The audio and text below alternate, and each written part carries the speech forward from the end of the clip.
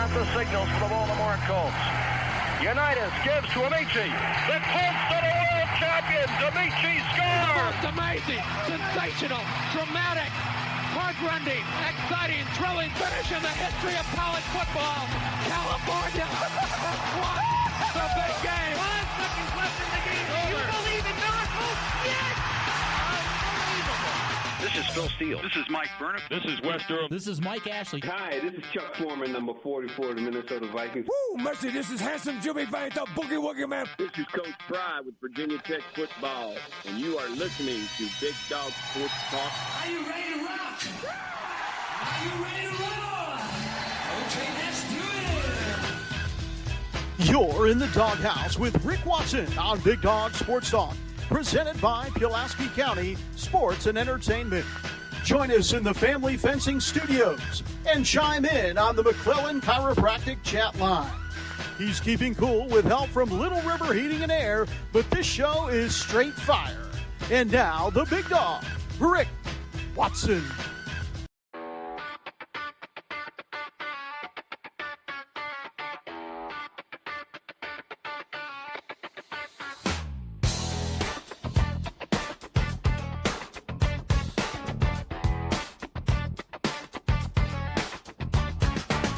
Rick Watson's got the mic, he's the big dog king. Cover sports so sharp, it's a New River thing. Virginia Tech fire, Radford pride too. Every stat, every play, he's bringing it to you. He's got that voice, deep as the valley, breaking it down, no dilly, no dally. Big dog sports talk, feel the bark.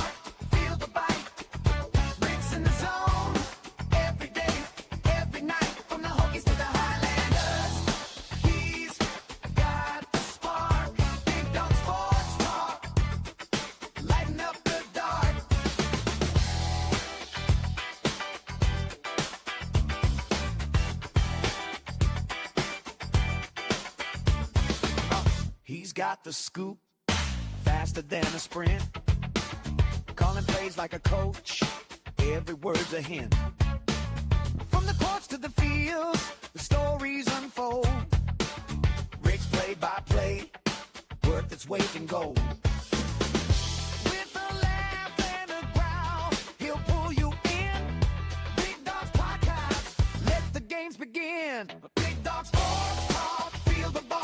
Monday edition of the program. Hope you're well. Hit us up in the McClellan Chiropractic chat room and on the Professional Door Incorporated text line 391-0788. Reaction Monday. Elmassian joins us in hour 2. Todd Grantham in hour number 3. And the best news is this morning, feels like for a little while anyway, we'll be able to wave bye-bye to wintertime weather, at least in terms of just exaggerated feel. Looking forward to that. Temperatures will be in the mid to upper 40s today, 60 tomorrow, 50s on Wednesday. And next week, I've already seen upper 50s. Maybe we're finally beyond this stuff. I hope so. Let the melt begin. But how was your weekend? We'll review it all. Super Bowl. Super Bowl 60 won't go down as one of the best outings. Terrible football game. Let's just say it the way it is. It was a terrible football game, representing a product of a league that is utterly and completely on the decline. We'll get into it. We'll break it down. Not a good weekend for Virginia Tech hoops. Hokie men lose fairly convincingly at NC State. Tech women get beat up yesterday at home. It's after losing to Notre Dame. Radford men lost. What's up, Morris? From Rick Watson and his love of Highlanders University. I like that, Highlanders University. The Palm Coast, where we love it loud, proud, and live. No dilly-dally, just big dog energy. Bad bunnies are gone. BDST is live. What's up, Big Al? What's up, brother? Yeah, Super Bowl bust for the Super Bowl. There's no doubt that when you started to encapsulate the game, that the National College Football Championship, as stained and as corrupt and as disgusting as college football is, it was 10 times better than the Super Bowl build-up hype. I mean, really, there was nothing about it. It was 9-0 at halftime. There were 8 punts, no touchdowns. And I know Seattle has a good defense, and people are going to say, well, it was really good defensive football. Yeah, but it was really some bad offensive football, bad quarterback play. And again, you know, I'm going to sound like a bitter Broncos fan, but was the best AFC team really there? Would they have beaten the Broncos in Denver with Bo Nix? But it was never really a competitive game. Patriots were never really in it offensively, no adjustments whatsoever. Their offensive line looked pedestrian. And a lot of that pressure Seattle was getting, yeah, they were able to bring their corners and do some things early, but most of the time in the second half, it was all just a 4-man rush. Not something out of the realm that a professional offensive line should be able to adjust to. But the Patriots never did that. Drake May got a very abrupt education yesterday. And Sam Darnold wasn't great. Kenneth Walker was really the only good offensive player in the game. But just from the product itself, it was a very accurate representation of what we've kind of sensed the NFL has evolved into. Very mediocre to bad football. It didn't feel like a Super Bowl. There was no hype leading up to it. We talked about this going into it. No stories coming out of Super Bowl week. And unfortunately, this is where, look, I'm not going to get into this whole political backlash about the NFL. The NFL, I just hate that we can't have sports where things don't turn into a cultural war. And that's what this became. And for the first time now, I believe the NFL is vulnerable. I really do. Because I think what they've done is they've jumped the shark a little bit. They've played into the cultural war, right? By the choices that they made leading up to this game. And Roger Goodell, who has a strong political background, he's the son of a senator. His whole life was evolved around politics. Well, it's pretty clear that that's how he's running the league. And regardless of which side that you sit on it, the fact that the league decided to feed the cultural war, right, tells you where the league stands. So it's going to be interesting to see how business goes throughout 2026, right?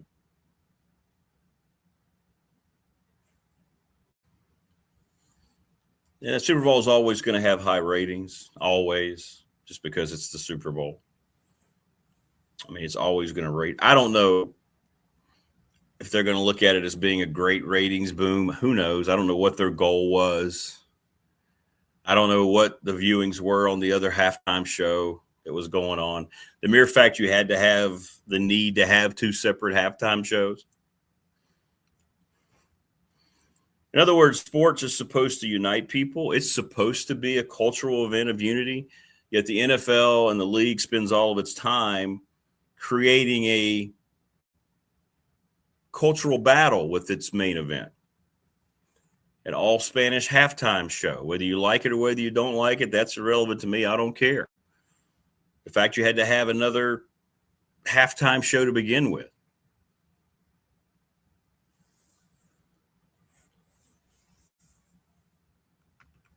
What's up, Captain USA? And I think that's the thing. American fans that built this sport are basically it feels like they're being told that they're not relevant anymore. And I think that's what people are going to have to come to grips with. And I think that's a good conversation to get into a little bit.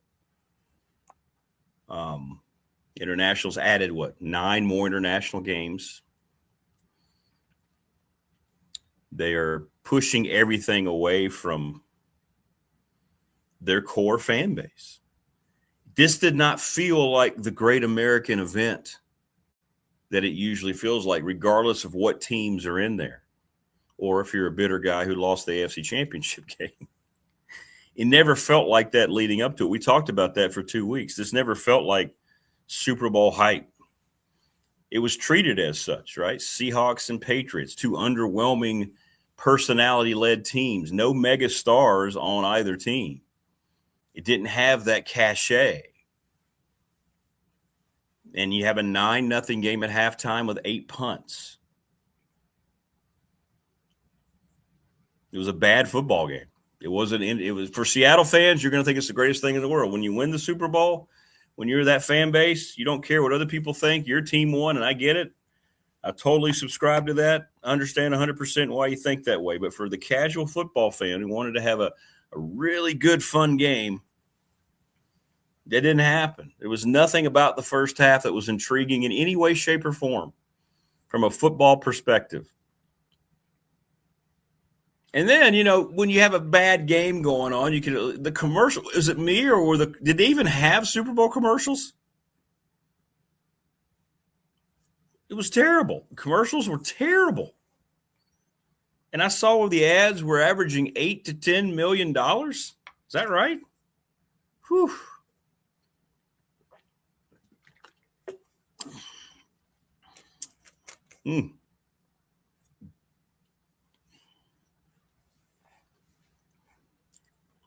But we'll get your thoughts. The game itself, I sat there and, it was 19-0. Patriots scored. Then they got to stop. And you think, okay, well, maybe at least the ending might be intriguing. And then Drake May throws maybe one of the worst passes I've ever seen in the Super Bowl. It was picked. Seattle kicks another field goal, then they get another fumble, and it just was a bad football game.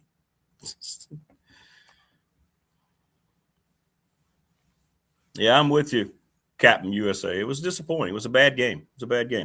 Now, the league, obviously going to claim victory all the way around. That's what corporations do. They're going to act like nothing bothered them, but there's no way Goodell was happy. I don't know what the numbers do. I don't know how people handle that. Like when a game is that bad, is it just on because it's the Super Bowl? Or do you go, this game sucks, and you flip it? I was watching an episode of Magnum P.I. last night. Waiting on the game to get interesting. But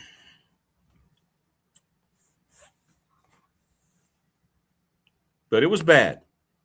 It was a bad football game. Didn't feel like a championship game. At least Miami, Indiana felt like a championship game. Darnold only completed 50% of his passes. Walker was the only good part of it. May threw 2 interceptions. Had to throw the ball a lot.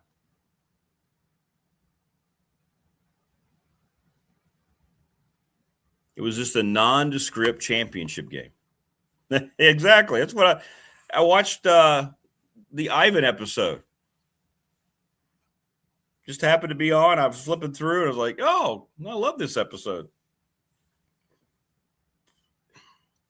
That's the one at the end when Ivan had murdered Magnum's friend who would help him out with cases.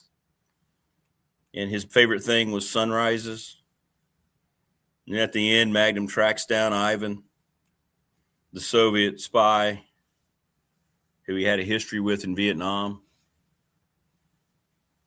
And Ivan's very, confident that Magnum's a man of dignity. You will not shoot me, Thomas. You're not of that. You're not.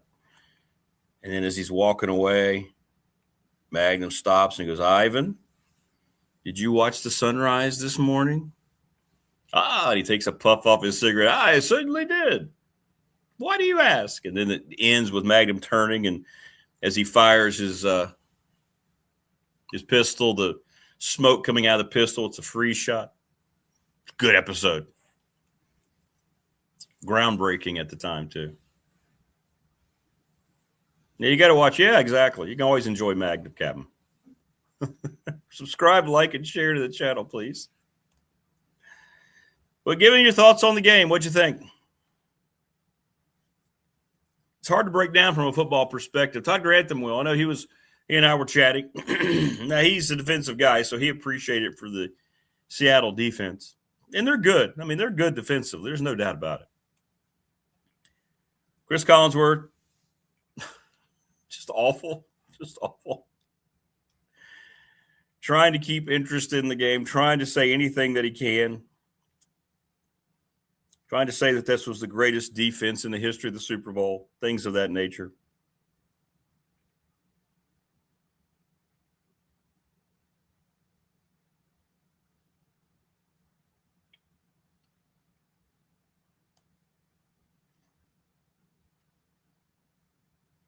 I mean, this wasn't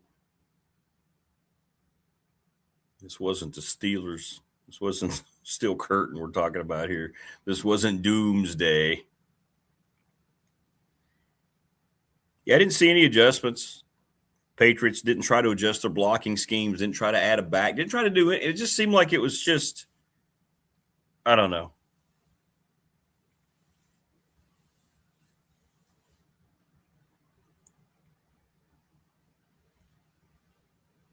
But I haven't seen any ratings yet. I guess we'll break them down, and I don't know. Hopefully you get an honest assessment. Everything is so clogged up in the political machine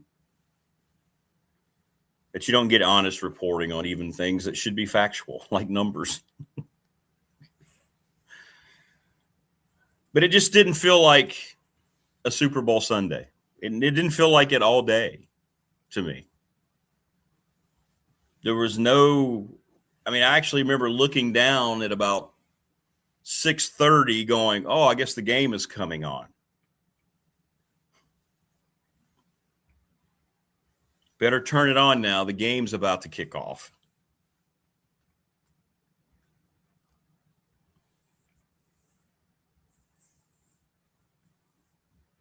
But the league will claim victory. They'll claim their massive international success.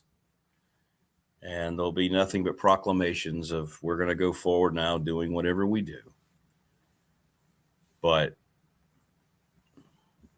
for me, you can just watch with two eyes the product of the game. Forget all the political ramifications and forget the choices they made for entertainment.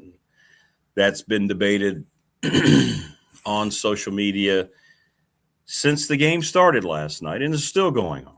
But just watching the game, college football is a much better football product right now, in my opinion, than the NFL. And I'll ask Todd Grantham that question, and Phil Elmassian.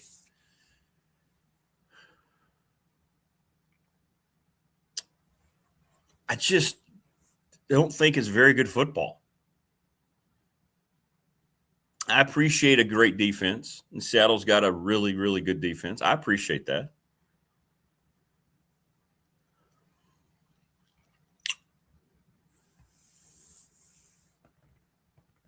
But beyond it, you know, in Super Bowls, many Super Bowls, you'll see a quarterback be able to adjust. I think the lack of big stars in this game probably helped deaden the interest. I mean, it was Sam Darnold against Drake May at the most important position.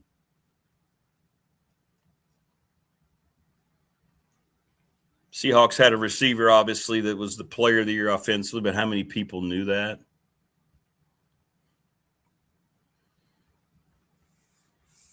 But we can talk about it, and we'll get your thoughts. College hoops, again, not good vibes for Mike Young's Virginia Tech Hokies. They get throttled pretty good on the road. They're still not healthy. This is starting to feel like this is going to be a season of missed opportunity. And I know it's not all of it directly tied to injury, but boy, oh boy, much of their progress has been hampered by just not being a healthy basketball team.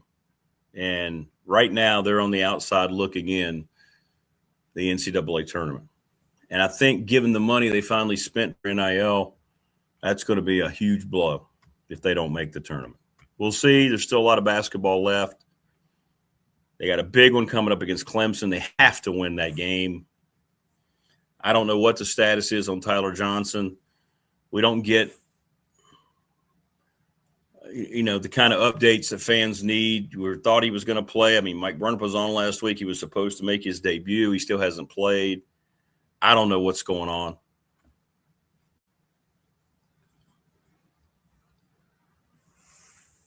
Joseph says free agency has destroyed pro sports and it's going to destroy college sports. Yeah, it's well on its way in college football. Just a matter of when, not if, unless. And, I think I'm at the point, too, with college football, and y'all can let me know what you think. I don't believe we're going to have any fix to this. Athletic departments continue to post the massive amount of losses that they have. UCLA just did it over the weekend. $27 million deficit throughout athletics. I don't see a correction coming because there's nobody going to take the reins. There's not going to be a commissioner appointed because I don't know who's going to appoint them and what kind of power all of a sudden they're going to have. Who's going to do that? The NCAA, who has no power? Who's going to appoint a commissioner? It's going to continue to go what Joseph's talking about. The have and have-nots of free agency are going to start treating and turning college football into what baseball is.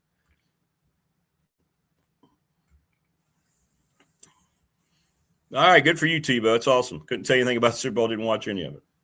And you can make that proclamation and know, by the way, you didn't miss anything. I mean, I switched to a Magnum PI episode willingly. And I liked it.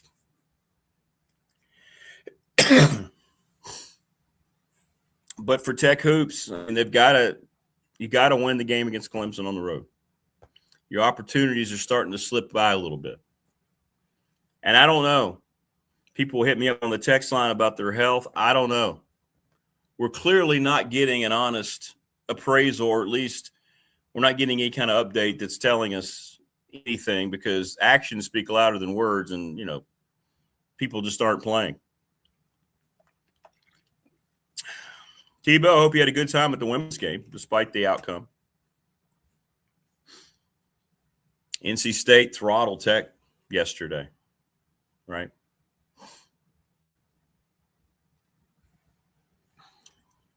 Throttled Tech.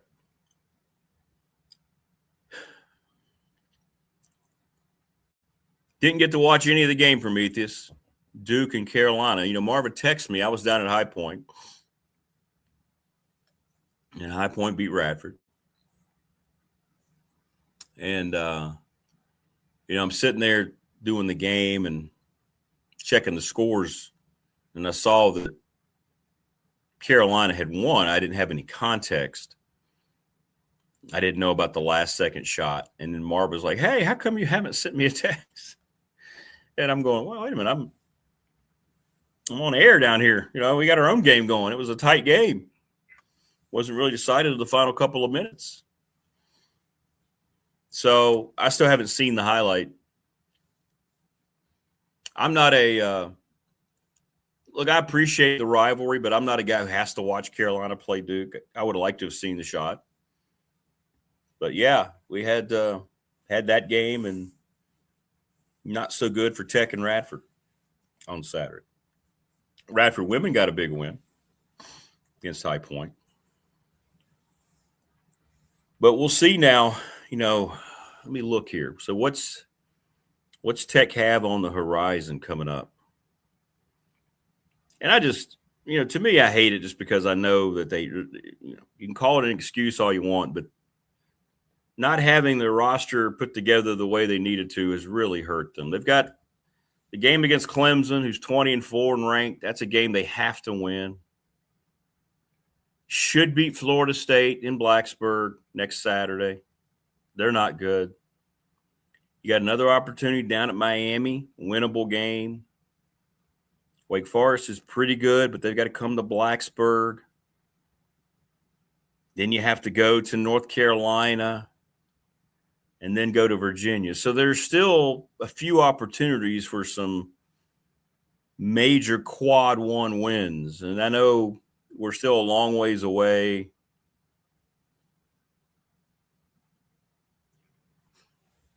But we'll see. We'll see.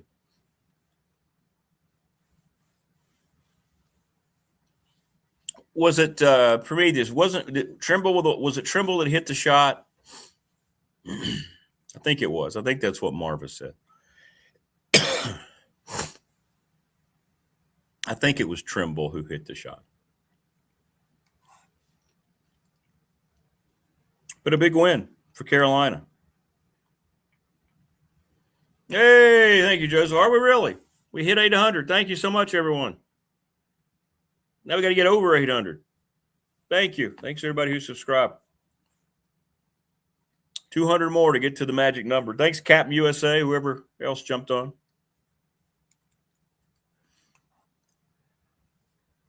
But we'll get your thoughts on the game and Super Bowl if you want to talk about it. I don't know what there is really to talk about. Todd will, I know. As a defensive guy, he enjoyed what Seattle was doing. We'll talk to Phil Elmassian. We got a big week this week. My goodness. We've got Marty and Rags on Wednesday confirmed, by the way. So we're looking forward to that. Brian White's going to join us on Wednesday. He's got a new book out called The Locker Room Is Not for Sale. We'll talk about that a little bit with Coach Elmo coming up. We got a lot of stuff this week. Alex Square, we're going to start. I mean, this is college baseball week.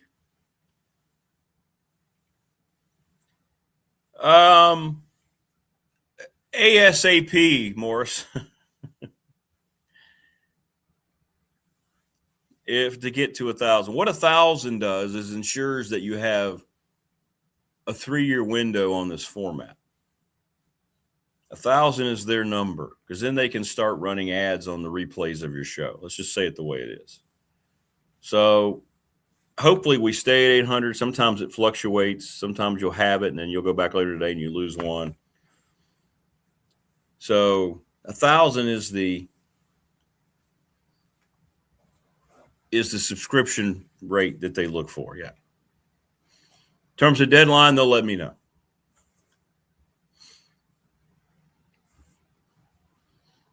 They're thrilled with the constant views we get. The rewatches are huge. I mean, we averaged over 700 views a show last week.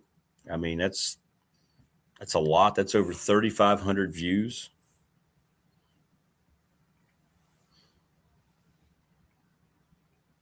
So that's really cool. And I thank everybody for that.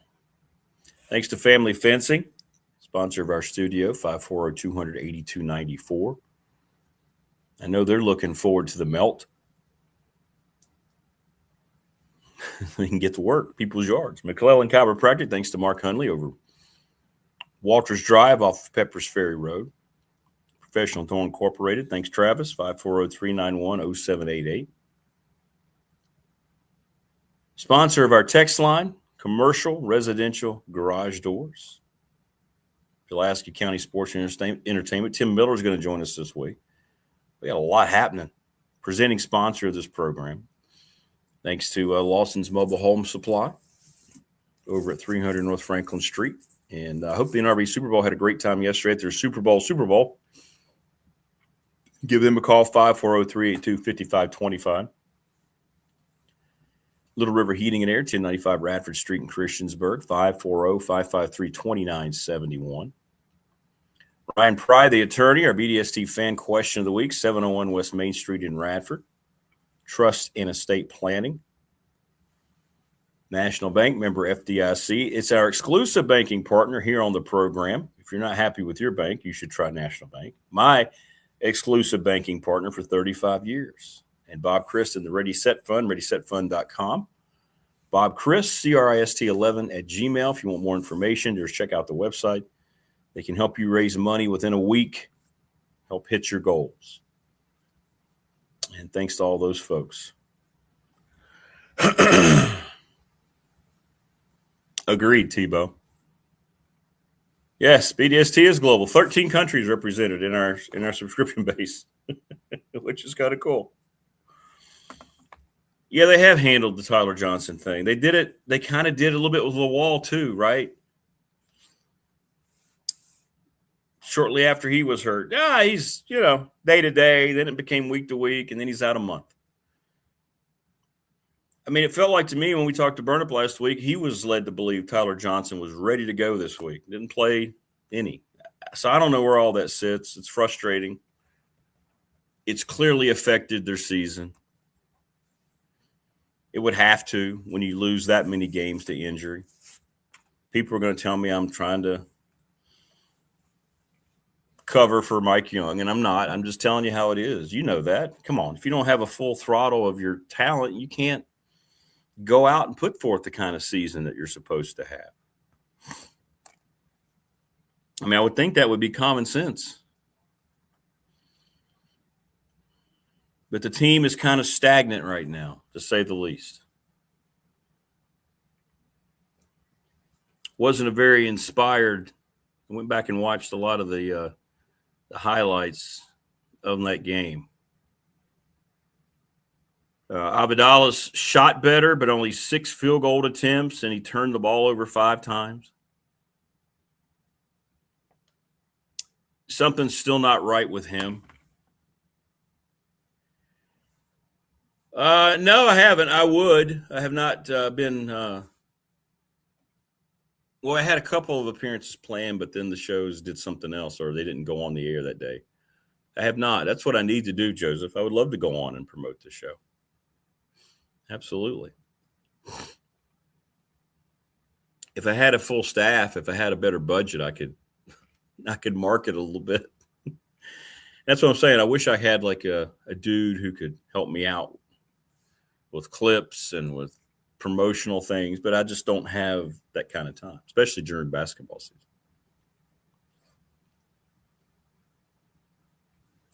So, yeah. Avadala's back hurts from carrying all that money. I mean, I think at this point you have to say it. He has not lived up to the hype. I mean, that's $2.5 million or thereabouts.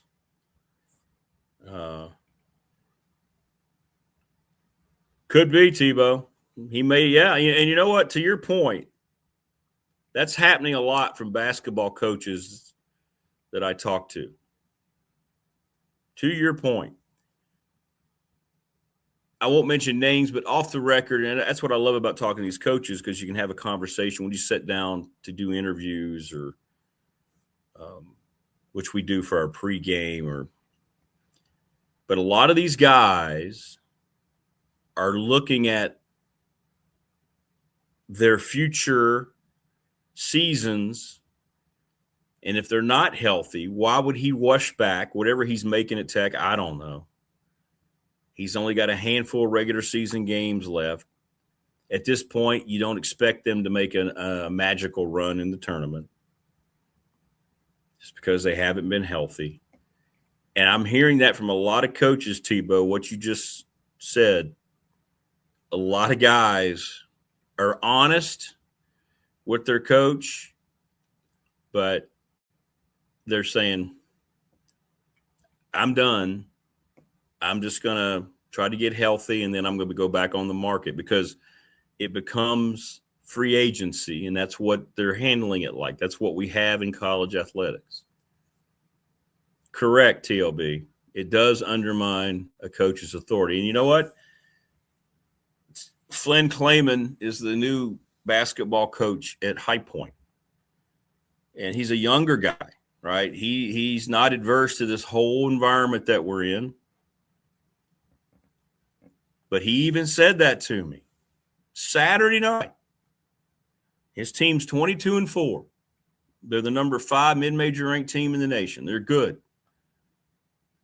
But he said the amount of money, you have to completely change every aspect of what you were taught as assistant growing up, coming up through the system to where you are now. His first head coaching job, he was the associate head coach there for Alan Huss. So, yeah. NRB Thunder says the good thing about the Super Bowl was we had fun with the family. There you go, 100-square pool. By the way, did you notice there were 3 gambling ads before the game even started? I'm sitting there going, really? Okay.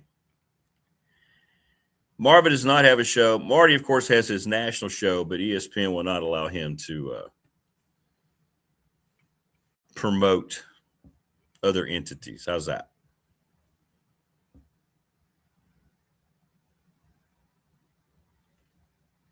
Maybe I could host member join parties. Yeah. I'd be all for that. Go impromptu live and just kind of do things like that. I'm trying to work with the Montgomery County Chamber. That's one of the things I need to take better advantage of with Steve and those folks. We have somebody coming on, by the way, from over there too. Maybe this week. We got a lot going on this week. I got to get with him today and try to wrap that up. But yeah, I feel like I'm not taking advantage of that sponsor-wise and or subscription-wise. But yeah, you're right, Stephen. You are 100% right.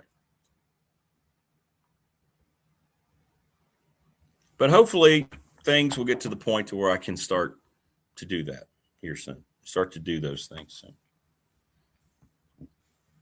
But guys are, if they've been hurt, like Johnson, you wonder. It kind of makes you wonder.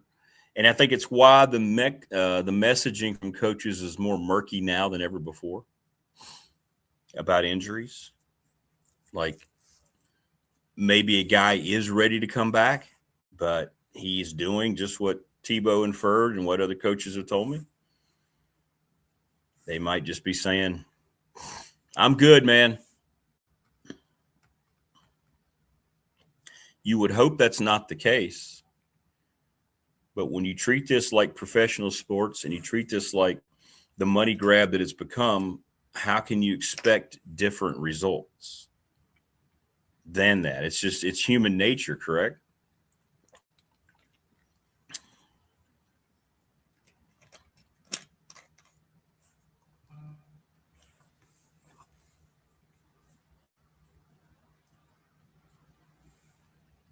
Many people on the text line last night talking about what a terrible football game it was. And it was.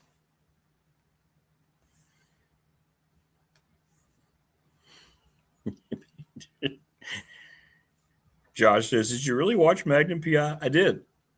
I got through the first quarter. It was terrible. I'm flipping around and I see on MeTV they have Magnum PI.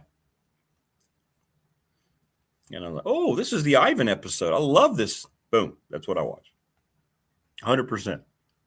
100%. You need to buckle down and get that Creed calendar published. Subscribers will stampede.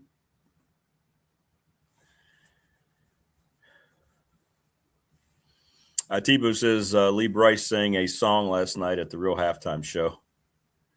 It ain't easy being country in this country anymore.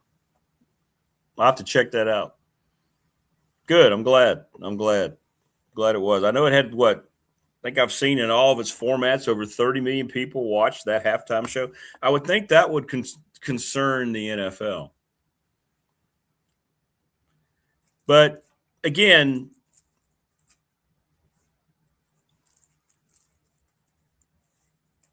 the NFL in particular, professional football, American football, there's no sport that encompasses Americanism more than our football. It's not a natural sport anywhere else in the world. Unlike soccer, what baseball's become, basketball, whatever you pick out, nothing has. They keep trying to promote it. They keep having all these other leagues. They sponsor youth leagues, but it's not the same. 25 million views. There you go. See, there you go. The league will lie about it or they won't acknowledge it, but that's going to bother the NFL. That's going to bother Goodell. But the league has chosen its side.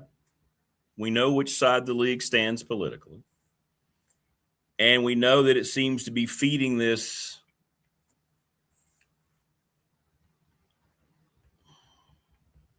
agenda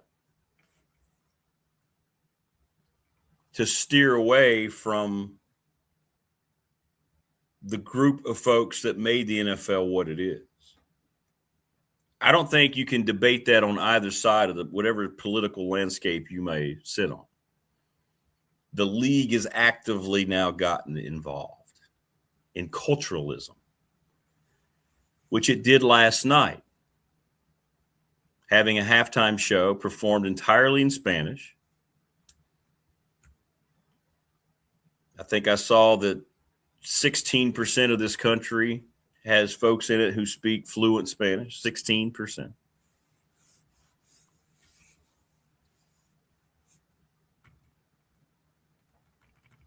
None of it was in English. And then I saw a lot of people who speak Spanish people saying that they didn't understand some of so I don't know what the point of that was other than to make a statement. See what I'm saying? You're playing into the culturalism of it. And the NFL has chosen its agenda by doing just that, whereas it should just stay out of that. Be what you are as the most popular sport in this country instead of playing into all this. Why does everything have to be a cultural war? Why couldn't it just be the American football game that takes the world by storm on a Sunday like it always has been? But the build up to it, the controversy to it, completely took away from the Super Bowl weeks leading up to it. You had two teams nobody outside of those areas cared about. This isn't the Belichick-Brady Patriots. You don't care about them the same way. Seattle, if you will, very good defensively. Kenneth Walker is a great offensive player, but they're kind of a nondescript franchise in the, Northwest, upper Northwest. Nobody.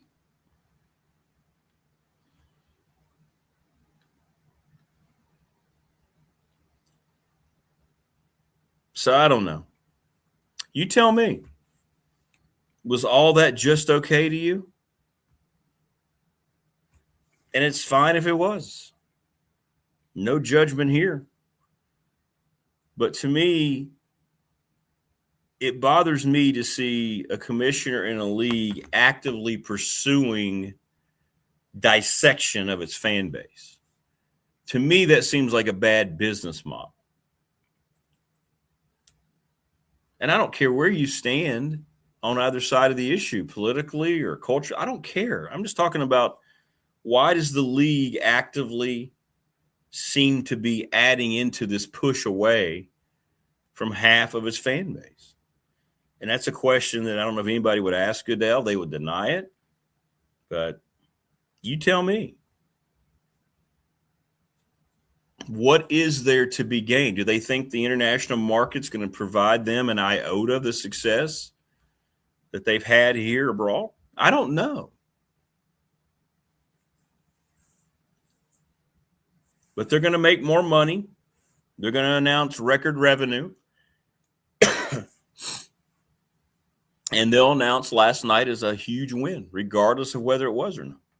And the media, the access media, who pushes all this, will just fall right in line because they don't want to lose, or they might already be partners with the entity.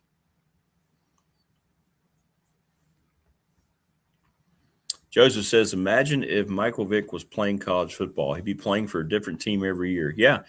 If 3 years from the time you're out of high school until you can go to the NFL, Mike Vick would have played his year at Tech, would have been offered probably $10 million a year from Alabama or Ohio State or Georgia. And no matter how much he loved Virginia, no matter how much he loved the whole connection from Tidewater to Virginia Tech, he likely would have been gone. Correct. Those days are completely over. Completely over.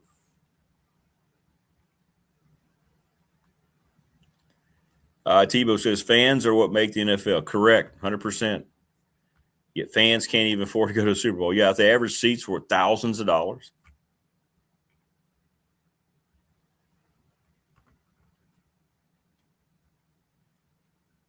Yeah, the NFL is taking on a lot of the personnel of the NBA. 100%. I could not agree more with that.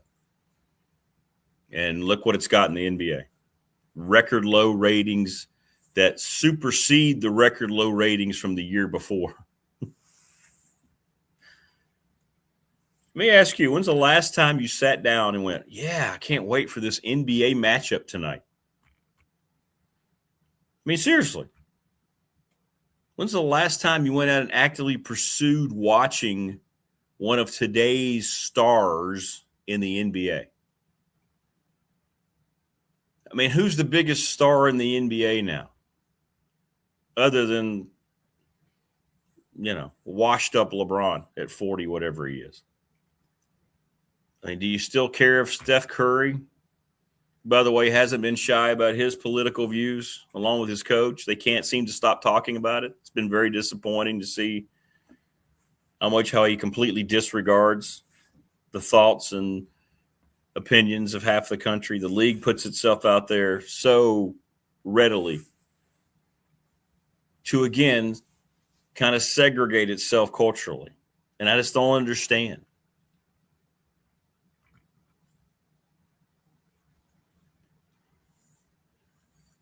And sports is supposed to be the great unifier.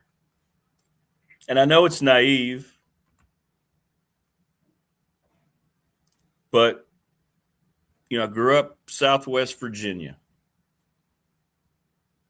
And around my neighborhood, it was more of a diverse area than you thought in terms of, the makeup, the nationality of families, and nobody cared.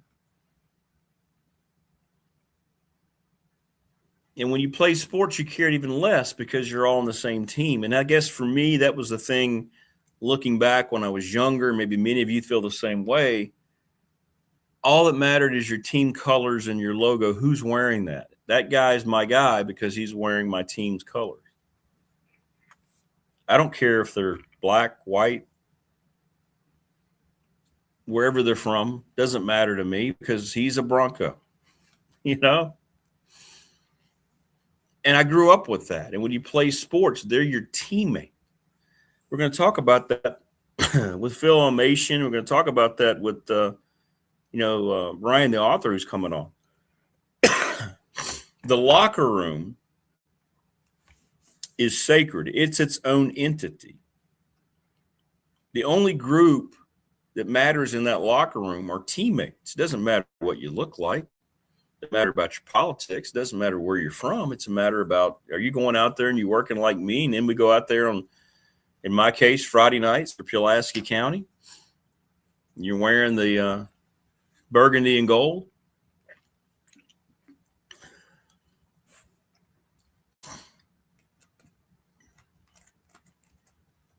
Team colors matter, right? Individual color does not. Individual culture does not, because you're on the same team. Well, we've gotten so far away from that with the NFL now. There's no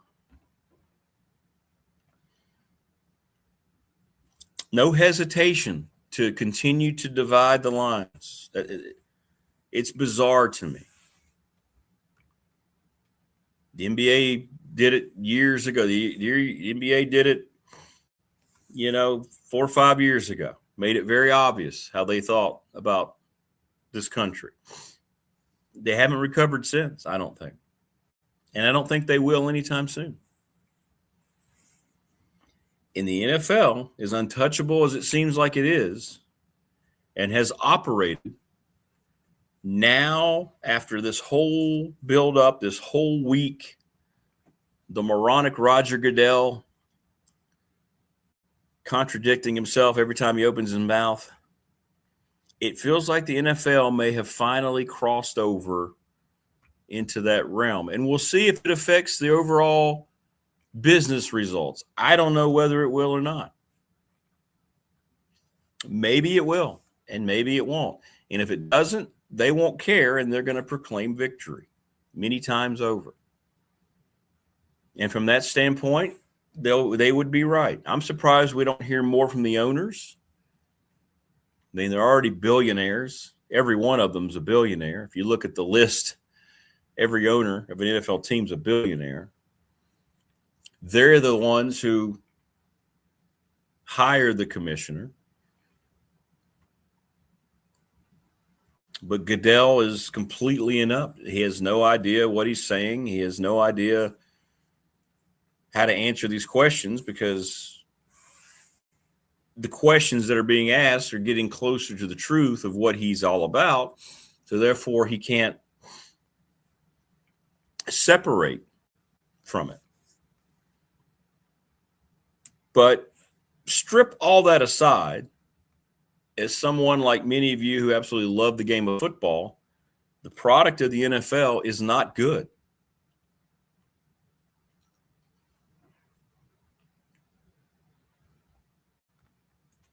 I mean, it's not.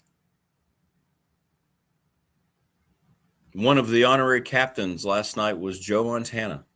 And I'm thinking, God, he was so good. Watching him adjust and how you would see he and Bill Walsh change game plans in the man, you just don't see it anymore.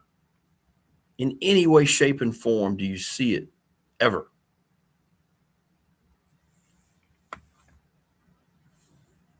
And last night was a prime example. The product was really poor last night on the field. And Trico and Collinsworth can sit there and try to build it up. And Collinsworth can make all these hyperbolic proclamations that are nonsensical. But I believe that there's this arrogance that they think that everybody watching is just stupid. And maybe that's because there's so much brainwashing that goes on that people may not even be aware of they're part of, that they just feel like, well, people are going to believe what we say because they always believe what we say. Yeah, I'm going to save that whole, Tebow, this whole Olympics thing is to see athletes get up. First of all, why are they being asked specifically about the current political climate here when that's never happened before?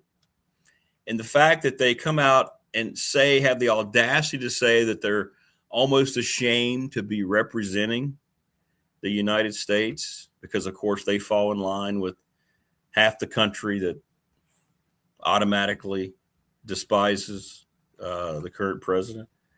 It's disgusting. It's embarrassing on every level.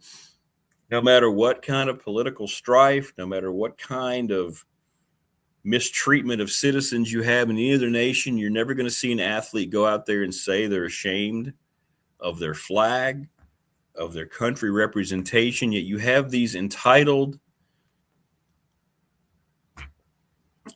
Generation Zers, whatever they are, that are already wealthy. They've been training their whole lives. They grew up in affluent neighborhoods, gated communities, every benefit this country has.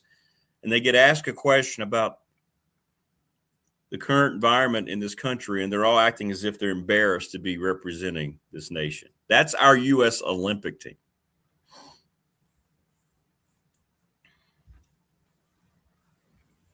It's disgusting, and it should disgust more people.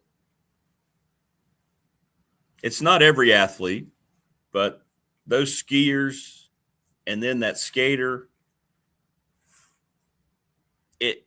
it's just incredible to me. And you won't see any other nation have any athletes, despite oppression, despite whatever,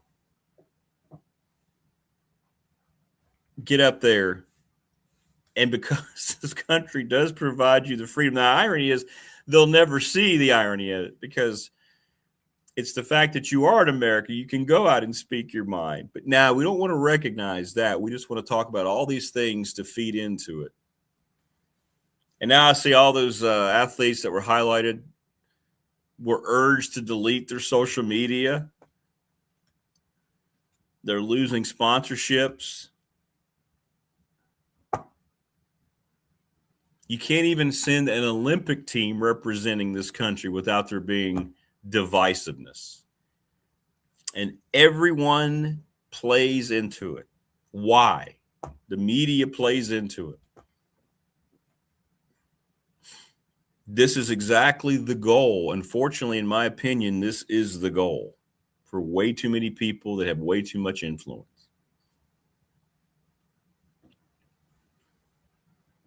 And that's what's so frustrating now about sports. And that's what has changed my mindset so much about it. Because, again, sports is supposed to be the unifier. And now all it is, it's just another mechanism to create more and more cultural, community, political disconnection with one another. And it's just widely accepted.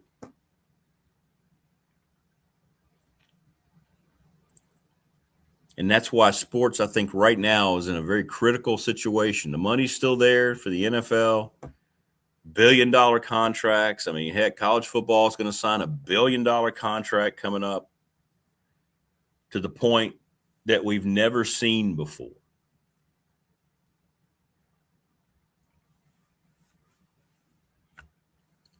But at its crux, when you sit there and you're seeing athletes who have had everything paid for the last, 10 years of their lives, however long it's been, all they can do is focus on their training. And then to get up there and say how much they're embarrassed.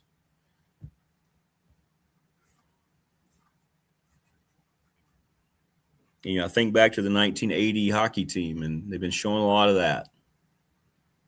And that moment and what it meant to the world, but particularly to the United States. We're never going to have that again. Nothing that Team USA does now, nothing is going to ever matter at this point, because now you have this whole black cloud hovering over it with the mindset of those athletes. What's the rest of the world think? Because, like I said, you don't see that from any other nation. Show me a clip of any nation.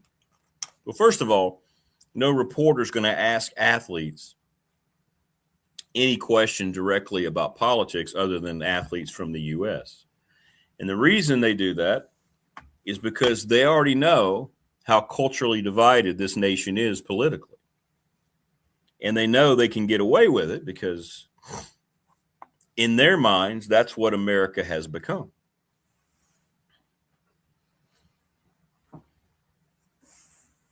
And it's extremely disappointing. And it shouldn't be that way. But yet here we are. And until people take a stand and tell it to stop, well, I don't know. It won't stop. But yeah, we can get into a whole thing. I mean, seeing all that happen, and I always, especially with the Winter Olympics, because most of those sports we don't relate with here in the United States. Most of us don't ski. We don't skate. We don't have a luge in our backyard. We don't have bobsledding. We respect it. We think it's cool. It's different. But the Winter Olympics, in particular, always had great stories, right? Oh, what's this sport? oh, what's this? Where's this athlete from?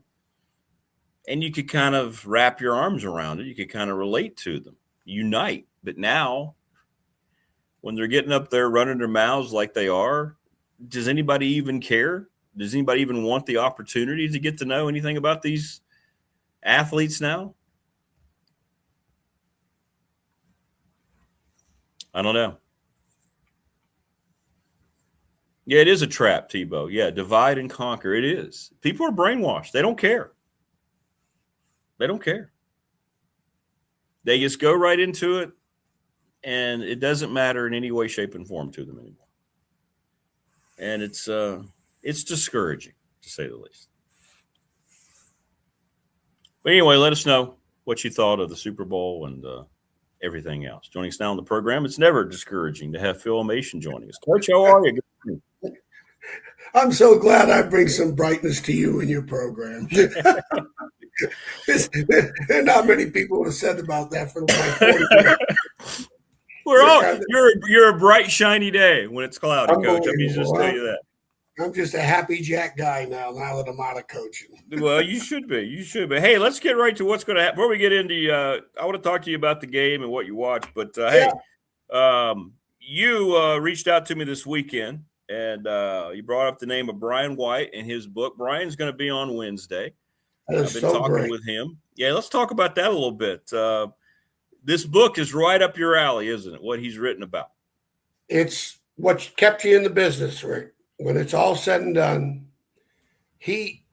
I've always been enamored by Brian. You know, he did his master. He got his undergraduate, played quarterback. He started at quarterback at Harvard, was a second-team All-Ivy quarterback back in the 80s. His daddy was a coach. Daddy was a very successful coach in Massachusetts. So he and I obviously had a connection when we finally hooked up at Wisconsin. And then he goes to Fordham and as a GA, and he gets a master's degree from Fordham. He's got an undergraduate degree from Harvard, gets a master's from Fordham, goes to Notre Dame with Lou as a GA, and gets an MBA from Notre Dame. I said, I despise guys like you.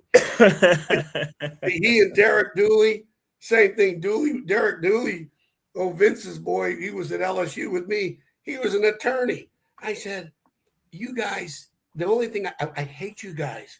You have options in your life. I have none. I have zero. I said, I was so jealous of these guys.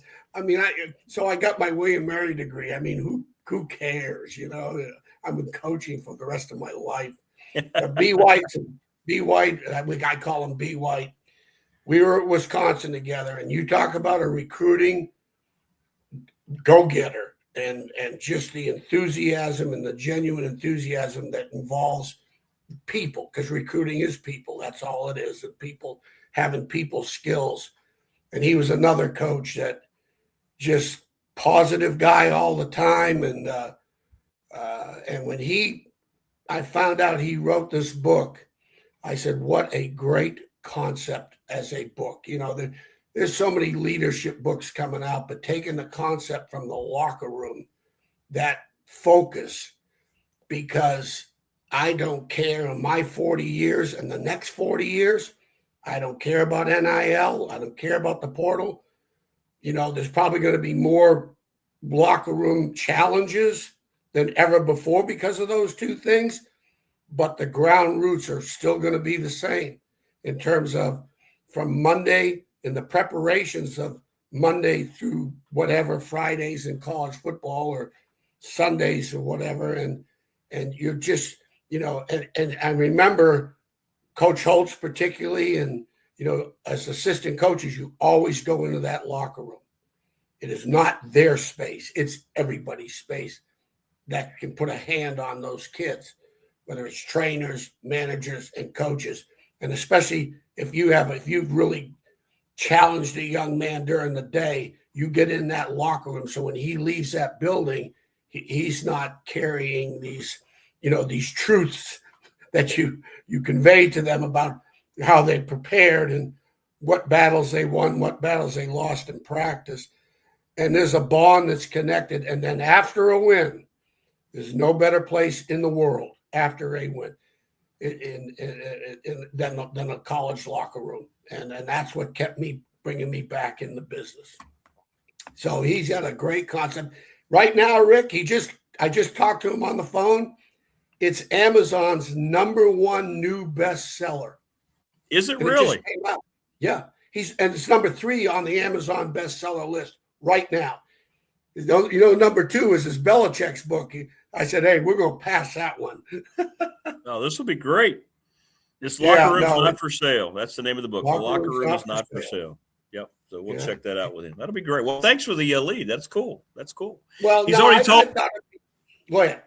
He's already told me a great Coach Elmassian story. He might retell it on Wednesday morning. I'm going to wait and let him tell it. And I thought, that's Coach Elmo. Yeah, we were playing Indiana, and Randall L. was the quarterback, and that was it. And we got a bad game. Barry's on my butt. We got a bad game plan, coach, and they're not executing it worth of crap. What can I tell you? Fire me.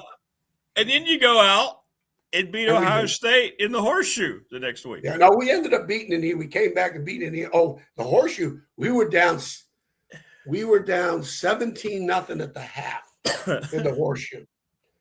And this one, John Cooper, he had great athletes. He just couldn't keep them. They're all leaving for the draft. The quarterback was average that year, but we came back and scored 42 unanswered. We shut them out in the second half, and we scored 42 unanswered points in the horseshoe in the 99 season. So that was a lot of fun. But you're going to enjoy Brian. He's a son of a coach and still doing it, working for Eddie George at Bowling Green now. Yeah, it's great. It's great. Been with, I think your listeners would really enjoy it. I think particularly if you're having Marty on, I told him, I said, hey, look, this guy's got some big-time people on here. You know, I'm just a slappy, but he's got some big-time national people on here.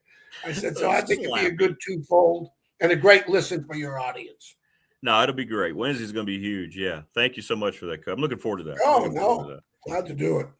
And we have an audience that will respond. Like we have peeps that will hear the interview, hear about the book, and they will go out, either get the book, order it, or download it. They will. Let me tell you, if you are, which 100% anything you're doing, you're obviously dealing with people, whether you're, you know, the groundworks or you're in charge, the man in charge, you know, it's a great read. It'll be a great read. It's life lessons that are in the experiences of being in that locker room, which is a very sacred place.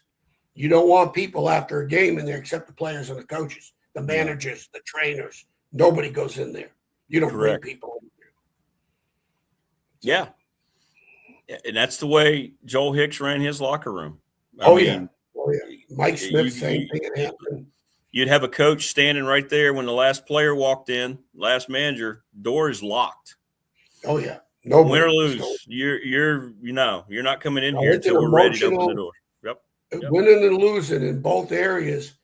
There's more crying when you're winning than there is when you're losing.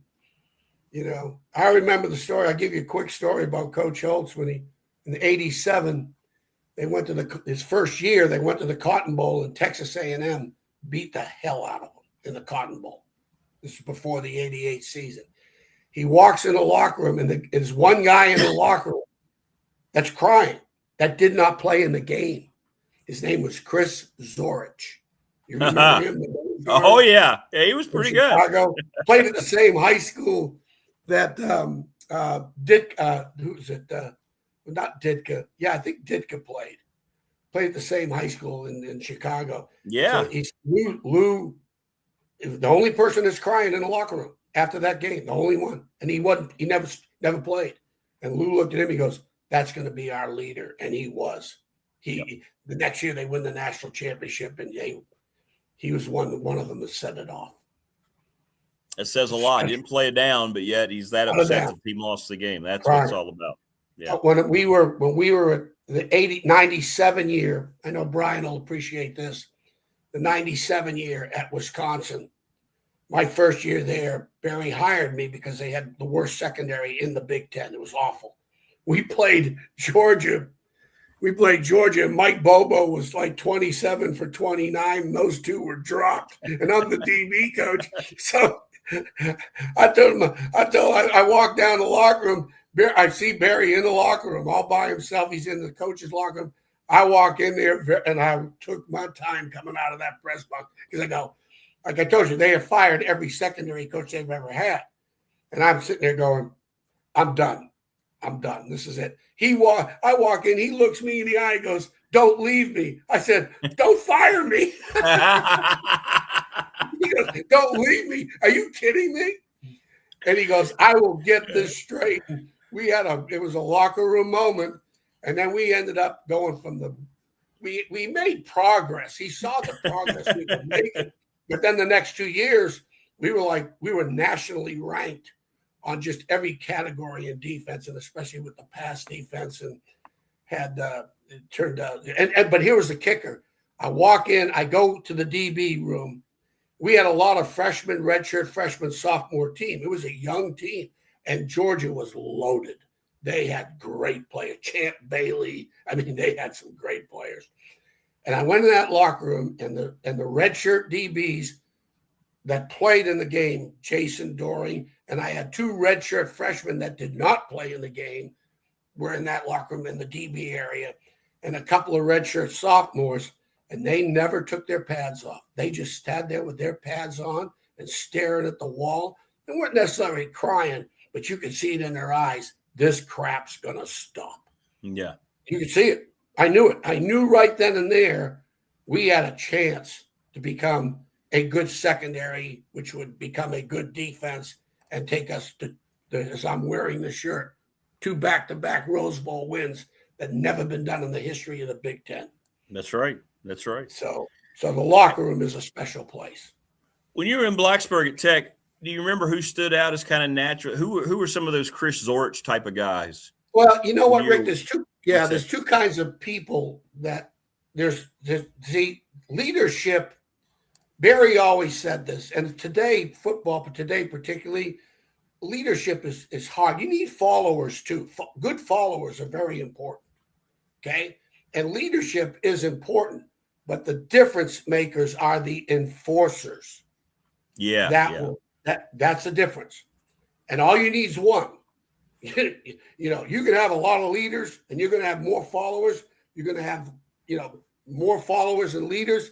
But you need one enforcer that as soon as any negative conversation starts coming out, that enforcer goes right over and confronts it right away. Stop the negative talk. That was the key. And the enforcers, in the Tech locker room at that time, there were a lot of guys that I don't know if necessarily they were enforcers in 93 when the program got turned, but I know this.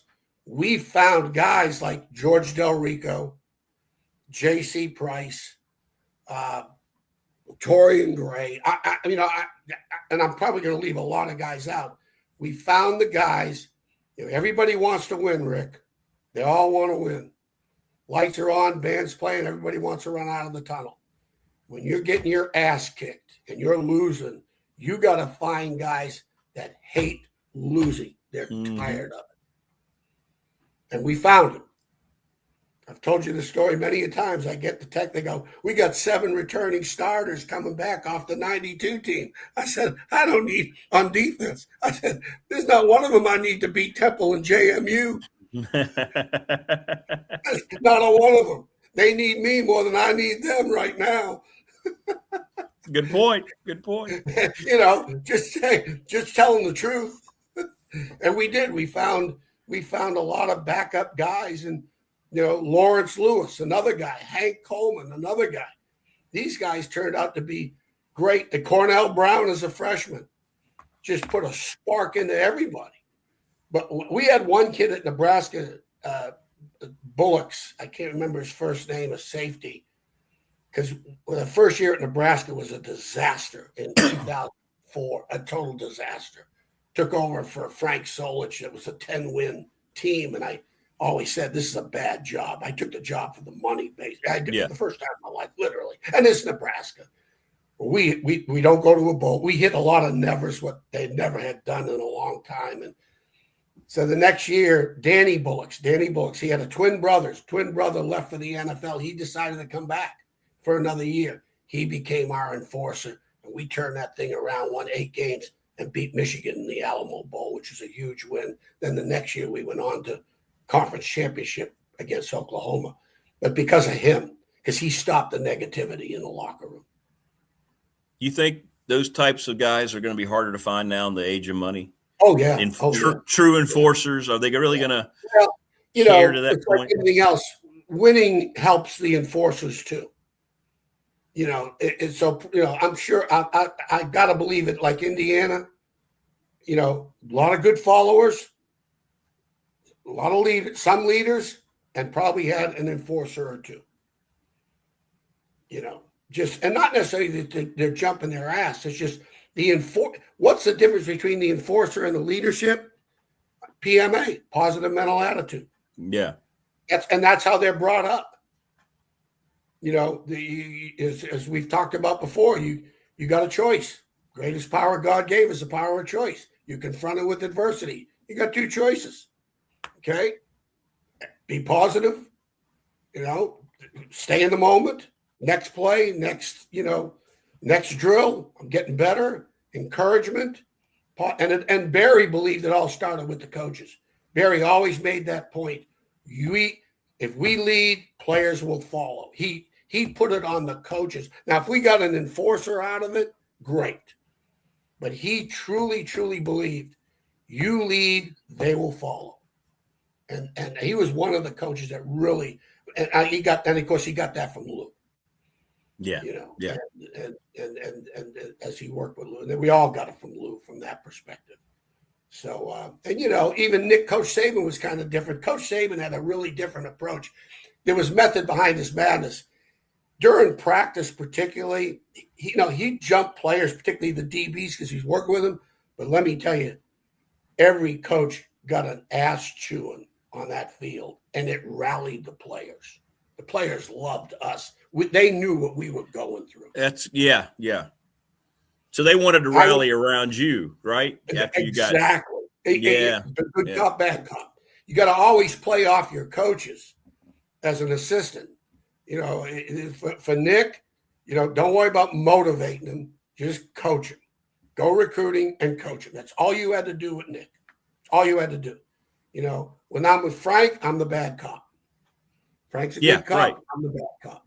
Right. And George Welsh, I became the good cop with George Welsh because George was so negative on the field. He was, and then all those Navy guys that came with him, as soon as he went negative, they're all going negative. And here I am. I'm coaching Jeff Loggeman and David Griggs, just having one hell of a time. I'm the happy Jack guy on the field for the first time in my career. It's your perspective. I was just thinking about that. You think about who you got the chance to work for, the 2 guys that turned the programs here in the Commonwealth. Frank Beamer. I mean, what comparisons did George Welsh and Frank Beamer have? It's apples and oranges. I was going to say what. Yeah, that's cool though. You were right there for both of it. You were right there for both turns. Well, right? When I got to Virginia Tech with Frank, they'd won 2 games. We turned it around, won 9. When I took the Virginia job, they'd won 3 games and William Mary beat them. And I got the Virginia job because of Virginia Tech for 2 years. We beat the living crap out of them. And George knew he had better talent. He had NFL guys. We didn't have anybody drafted in the Army in 86, and that's how one of the reasons. And Danny Wilmer helped me and the recruiting in the state of Virginia. So that's how I got the job. But both coaches, when you look at the recruiting part of it, Frank had a great, the football coach of the state of Virginia, they respected George and they respected Frank, but they liked Frank too, because he was just one of them. He was just a good old boy, and then but all of a sudden, you got Danny Wilmer, Tom O'Brien. I mean, we're signing Kirby, Slade, the Barbers. The list is ridiculous. USA Today Player of the Year, Terry Kirby. When's the last time that's happened? Right. And then he gets the commitment from Ronald Curry. So that's 2 USA Today Players of the Year in Virginia. And George, I'll tell you a quick story. We're recruiting a guy named Ron Kolakowski, who played at Virginia. His son, I can't remember his first name, he's in Detroit, and it's us in Notre Dame. I get to Virginia my first year there in 87. So he and I fly up to Detroit. George, he didn't hate recruiting, but he just he hated recruiting to a point. So George, we're walking out of the hotel, and George goes, we're going into a home visit. I swear to God, I'm not embellishing. He looked at me and goes, I'm not good at this. A home visit. I go, what? Hey, I've been with Lou Holtz and all these guys. When you walked into a home visit with Lou Holtz, you were the greatest person that ever coached the game. He sold you. Lou sold you, and he would. It was the home visits. Nick Saban in the home, Lou in the home. It was a great experience. George in the home. It's a naval guy. He's been at Penn State. And all of a sudden, so I said, Coach, there's a bar right down the street. We had plenty of time. Took him to the bar, threw 2 scotches in his ass. Next thing you know, he knocked it out of the park. He walked out. He goes, how do we do? I go, Coach, you did great. I love recruiting now. Yeah. Hey, were you there? Mark Dixon, when he was at UVA, were you there? You remember that name at all? Mark was a freshman. Okay, because he, won so good at Galax, Pulaski County High School. He's such a great high school football coach. And he used to talk about, he was. And he played for the Patriots, played in the NFL. Yeah, great player. And he used to talk about, I was going to ask you about that because he talked about George Welsh. He said George Welsh made you feel like you never knew anything about the game of football till you talked to him. He was that smart of a coach. When he was in a staff meeting, George, he brought Nick Saban in when Nick was an assistant with the Houston Oilers. He had a great relation, the Navy connection with his dad, George, with his dad, and Belichick. He had Belichick in when he was a D coordinator for the Giants. He would bring people in, and that's why even for myself, he was so enamored at what we were doing at Virginia Tech in terms of not just schematically, but how we got these kids to beat his teams that had Dombrowski, Makowski, Barry Word, John Ford, all these NFL guys. Yeah. And that's George. George had a steel trap mind, and he had the one skill that all the great leaders have, and that's listening. Yeah. And be careful what you say. That's a great point. Yeah. It could come back to bite you in the ass because it's a steel trap mind, and he'll call you on it if it's not working. Yeah. But that's interesting. Even Nick, who would run the meetings defensively, Nick, he's going to listen, especially in recruiting. He'll listen. What your thoughts and what your eyes see, he will really listen to formulate the final opinions on the young man. Yeah, that's a great attribute. John Wooden used to say the same thing, right? And too many people in charge of whatever today don't listen to the people who work under them. They don't care. Yeah. Correct. Yeah. My problem in my career, I moved around so much, and there's those stories behind it. Some control, some no control. But when you're teaching, you're really not learning. When you're talking, you're not learning. You're not. And so when you got to keep going into programs, failing programs, and that's why a lot of them, I'd say over 3/4 of them, I got hired because of skills I had and experiences I had and in evaluating personnel. It's easy. The portal's easy today.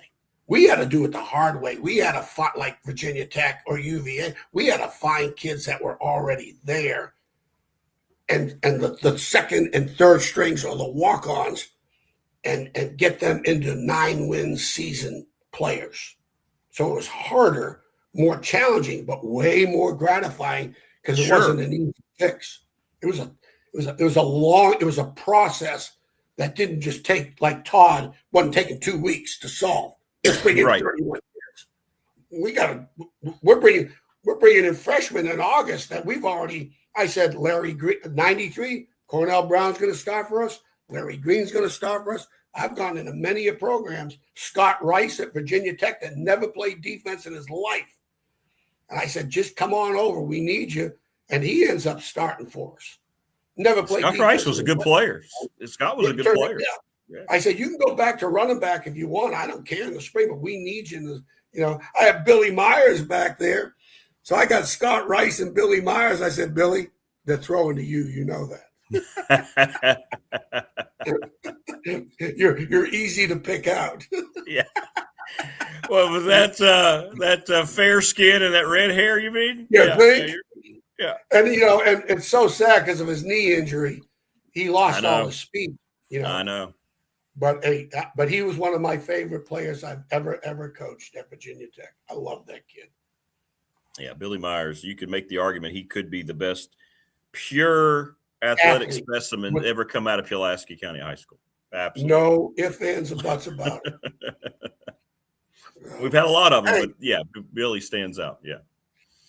Well, hey, listen, I knew the Super Bowl was good when they did you hear the toss of the coin? Did you hear that? The referee, Did you hear what I said, did I hear this? And then I woke up this morning and I was verified of what I heard. Cooper Kupp goes heads and the ref goes, oh, you called tails. Yeah. Cooper Kupp says heads. The ref said tails it is. And they let it go. I know. They let it go. They lost the coin toss because the ref screwed it up. Agree. I couldn't believe it. So I turned that game off in the third quarter. I couldn't watch it anymore.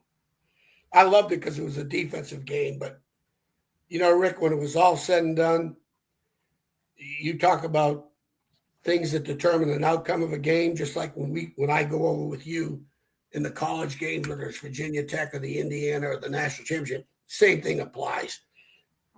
Seattle, 32 rush attempts. Patriots, 16. I'm a big believer in that stat, controlling the game and the manhood.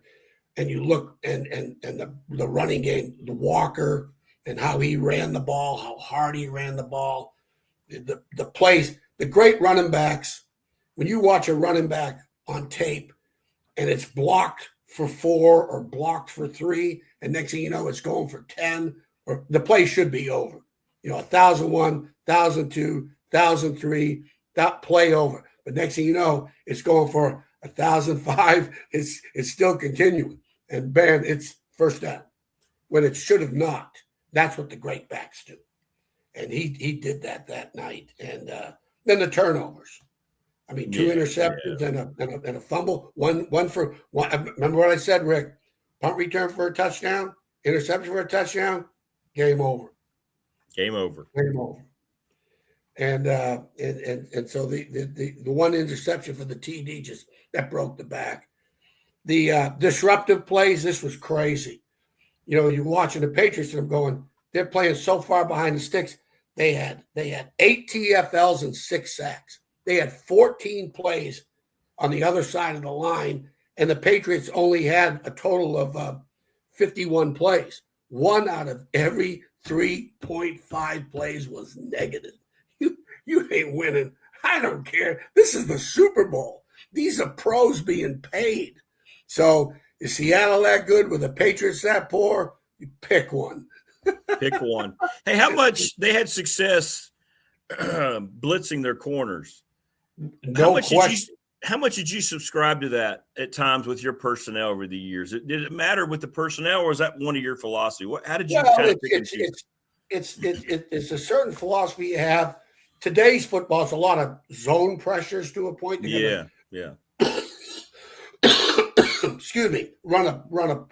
There's 2 types of pressures, and I think Todd can even way expound on this.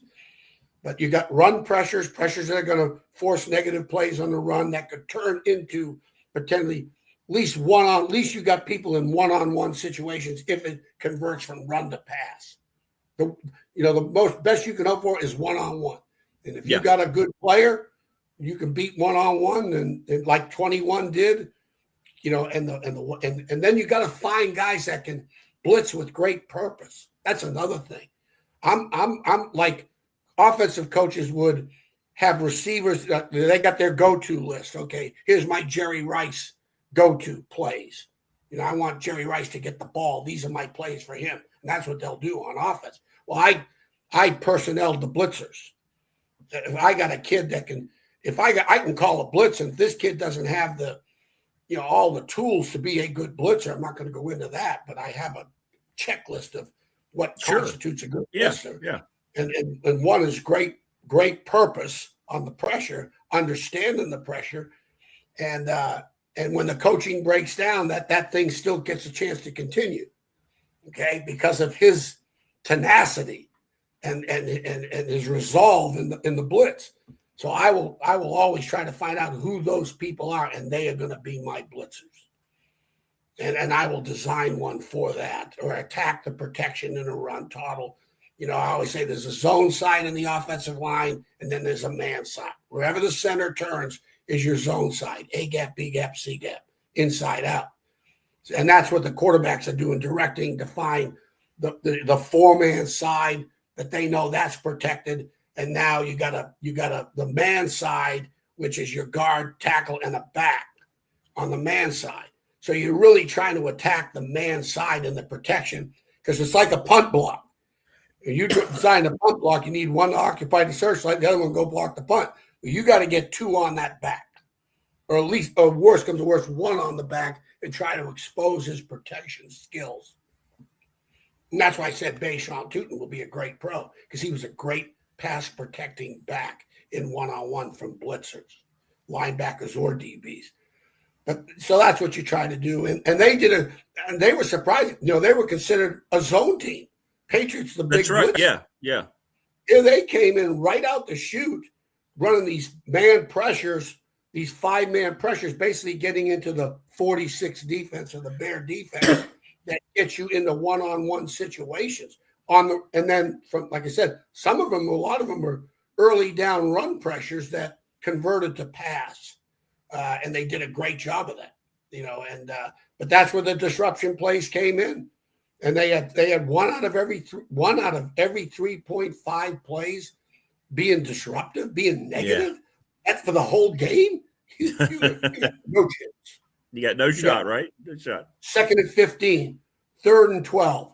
Let me tell you, Bill Walsh, when it was 2nd and 8 or more, Bill Walsh was just another guy.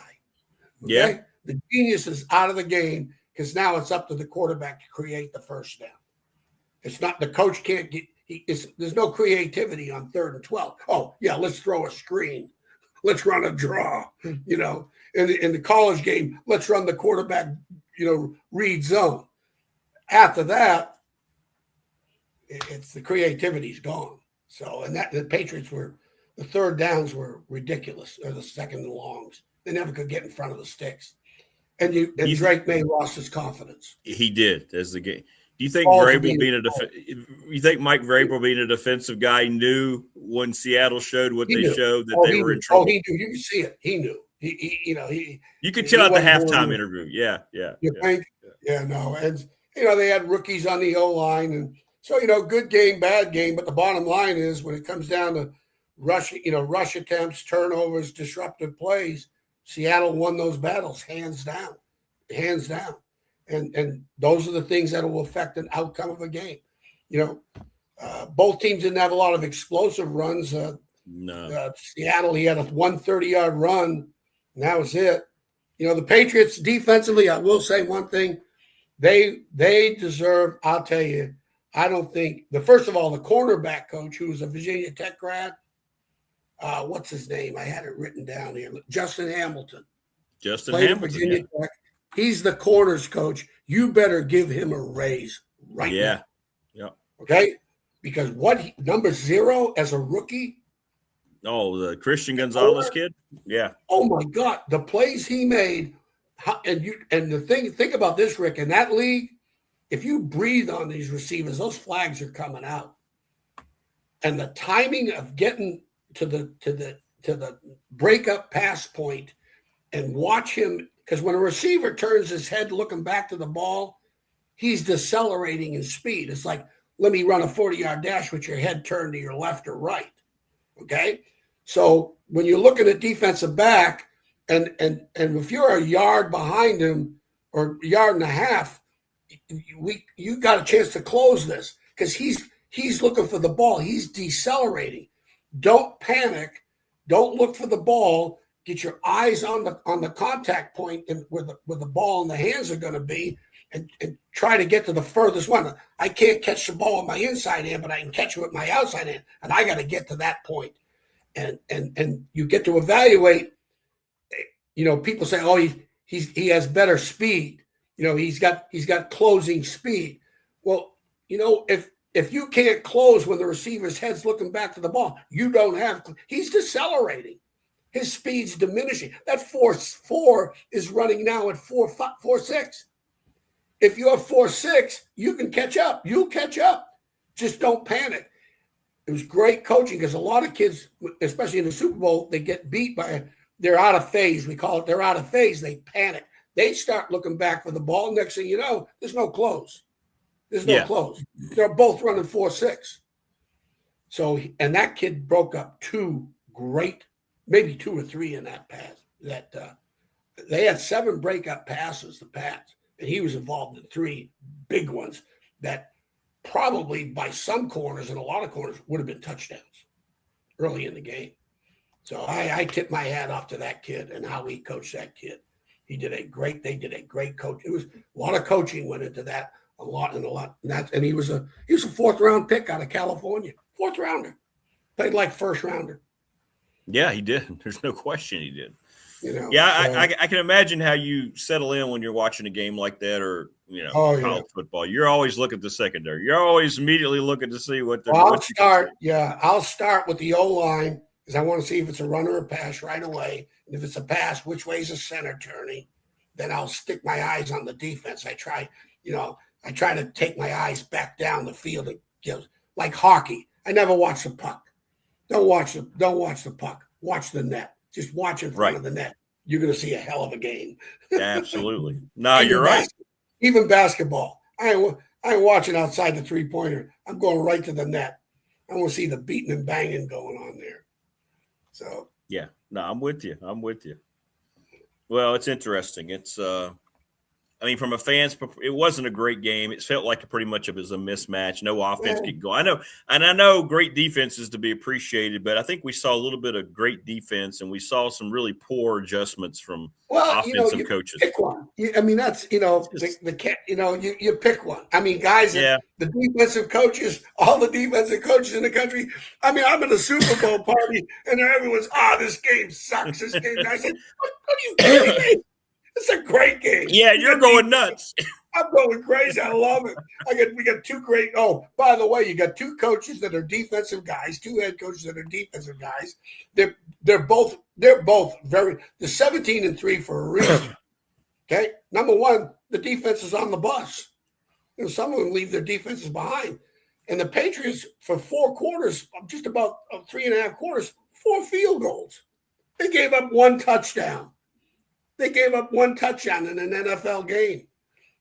You can't, with 3 turnovers to overcome on defense, that game should have been 29 points in the first half if Seattle was good enough on offense with the quarterback. It really exposed both quarterbacks when it was all said and done. It did, yeah. We see why Sam Darnold was thought of the way he has been. That's what pressure. When I brought that 8-man front pressure defense to Virginia Tech, we won more games before the game started because those quarterbacks are looking at back in the day. I put the old Buddy Ryan rules in. That kid ever throws an interception, our 4 defensive linemen were assigned to go kick his ass.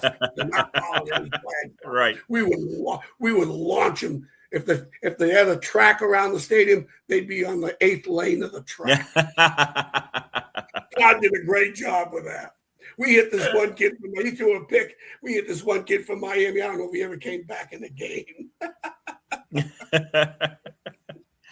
Good stuff. That's when it was fun. Coach Saban pressured. If he completed best, it's hard to throw when you're on your ass. Okay. And he just wanted the knockdowns, hit him, and hit him, which will, when you look at Drake May and some of these passes, that one slant pass was such a poor throw because he's feeling the pressure. He's feeling the pressure. What's the famous Al Davis quote? The quarterback must go down, and he must go down hard. Doesn't matter whether you sack him or not, but you need to hit him. The ground hurts more than the hit. And then we used to say, take him to the throwing shoulder. That's when we did him to the ground. We said, get him to the throwing shoulder. You can't do that anymore. You think about all the Terry Bradshaw, Elway, Marino, all these guys, Joe Namath. Go back and watch the 1968 Raiders Jets game when they beat them to go to the Super Bowl. Yep. You talk about taking a beating, an absolute unmerciful beating. These quarterbacks today, they should have asterisks in front of all their records. Asterisks. I know. Go to Victoria's Secret and get the uniform. we went from the quarterback arguably being the toughest guy on the team, 100% to your point, exactly, to now the quarterback is perceived as being the weakest physical member of every football team because of the rules in place. But you're right. Greasy gets hurt, Earl Morrow comes in, they go to the Super Bowl. That backup quarterback, hey, when the Colts had Tom Maddie playing quarterback. Tom Maddie. Remember that? They put him at quarterback, and they won. And they won. It was like, you're right. No big deal. Backup, you're in. Let's go. Today, first team goes down, it's a panic. It's such a discrepancy. I remember seeing, because I love the old highlights, like Joe Kapp, the former Minnesota Vikings quarterback, and the blood and the dirt and Hey, I'll tell you what. I know one picture Roger Goodell doesn't have in the office. Y.A. Tittle on the cover of Life magazine with blood trickling down. Correct. Mike asked you to talk about that Friday. Yeah, there's no doubt. He don't want to see that. No, not Roger Goodell's NFL. I've always kept that Life magazine. I threw everything out. But that's one picture he ain't got framed up in his office. This is today's game. No. Oh, Coach, listen, great stuff as always, man. Appreciate you for it's good. That's good. I think that's a great insight, and I can't wait to have Brian on Wednesday. So it's going to be good. Are you going to have me on with him, or how's that going to work? How do you want to do that? I don't know. Yeah, we might do that. We'll see how things are working, and I'd love to just absolutely. We'll go half and half. How's that? First half. I want to hear you guys tell stories. No, I want to hear about his book too. I want to hear the more. I've ordered it, obviously, but I really do want to have him expound on that. Not just to sell it, but I'm just telling you. I know this will be like I said. It's the number one right now Amazon bestseller. It just came out 2 days ago. And it's number 3 on the list right now. Love it. Well, I'm looking forward to that. Yeah, well, absolutely, we'll have you on. Absolutely, that's a big day. Wednesday's huge here. Yeah, about the second half of it. Okay. So. Hey, as always, a lot of fun. Hope it didn't take up too much time. No, it's great stuff, man. Great insight as always, Coach. Love it. Tell Todd I said hello. Hey, he hadn't called me. I'm wondering if these kids I said you need to take, if they can't play, I'm screwed. I get fired again, Rick. Could be, yeah. Hey, he ain't hired no virgin. Won't be the first time. That's right. All right, brother. Listen, have a great week. We'll talk to you Wednesday. You too. All right, bye. Thanks, Coach. There you go. That's great stuff. Love Coach Elma. How great is that? I got to go shut this shade. You see this glare? Now, see, I put a shade up, and then I don't shut it. So hang on. Let me go fix that.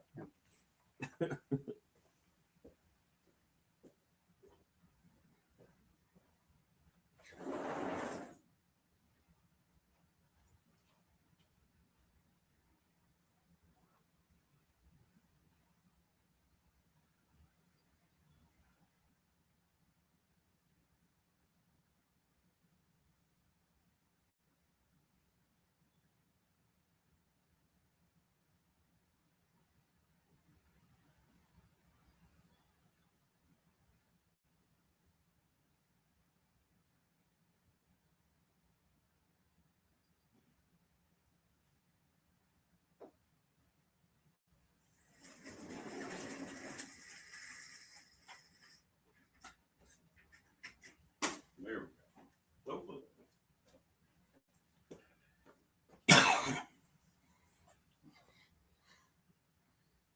That better? That might be better. Well, did I get the whole thing? Well, no, hang on. I didn't do that at all. Hang on.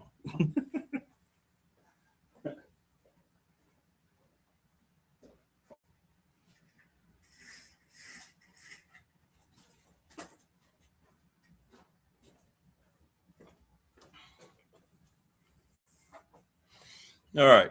I think they got rid of it. Nice to see the bright sun. We're going to get warm today. Todd Grantham is going to join us coming up. Great stuff from Coach Elmo. How much fun was that? Just makes you feel better about the day, doesn't it? Thanks to Family Fencing, by the way. Thanks to all the folks, Jason Green and Company, Family Fencing Studios here, 540-200-8294. Appreciate them and all their help. Great logo, by the way. It's one of the best logos we've ever seen. Professional Door Incorporated. Thanks so much to Travis Williams and all the folks at Professional Door for all of their wonderful support. Sponsor of our text line, commercial and residential garage doors. They've done it for 38 years. That's a long, long time. His dad started it. Terrific. Pulaski County Sports and Entertainment. They are the presenting sponsor of this program. And Tim Miller is going to join us coming up some point this week. Experience Pulaski County, Virginia with Pulaski County Sports and Entertainment. So we're looking forward to that. Little River Heating and Air. 540-553-2971. Give Charles Lee a call today. They are the best in the business. The attorney Ryan Pry in Radford, 701 West Main Street, Trust and Estate Planning. And we'll come up with another BDST fan question of the week for this week. You were right, by the way, those of you that answered it, because the Seahawks did win. That was the winner. National Bank member FDIC, the exclusive banking partner in this program, my exclusive banking partner for the last 35 years, thanks to Larry Ramsey and company. They're the best. Great people. Great people. And the Ready Set Fund, thanks to Bob Christ and the Ready Set Fund. Check them out, ReadySetFund.com. Reach out to Bob directly, Bob Christ, CRST11 at Gmail. He's the brother of Dave Christ, the high school football Hall of Famer. Thanks to Lawson's Mobile Home Supply. Thanks to James. Give him a call, 540-318-11, and the NRB Super Bowl.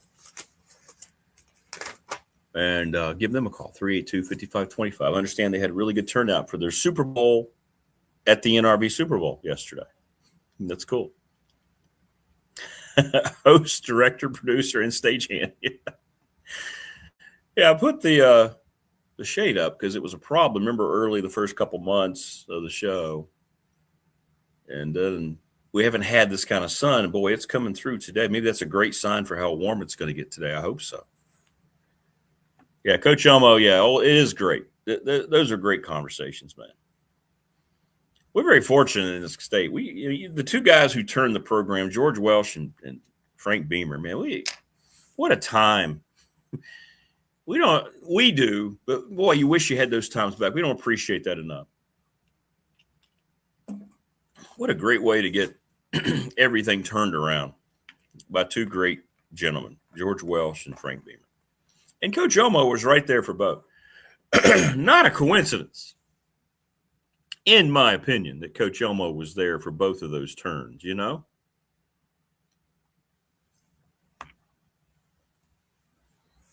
Yeah, the chat got the chat, best audience on YouTube. That's true, Prometheus. Got them both right. The two BDST questions, Indiana and the Patriots losing, Seahawks winning.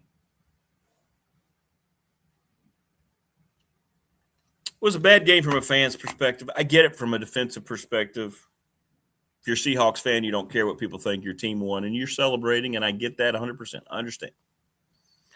All that matters is your team won. But it wasn't a great game. I think even – God, Collinsworth is terrible, isn't he? Todd sent me a text like, boy, Chris Collinsworth doesn't really seem to know much about football, does he? No. But it just was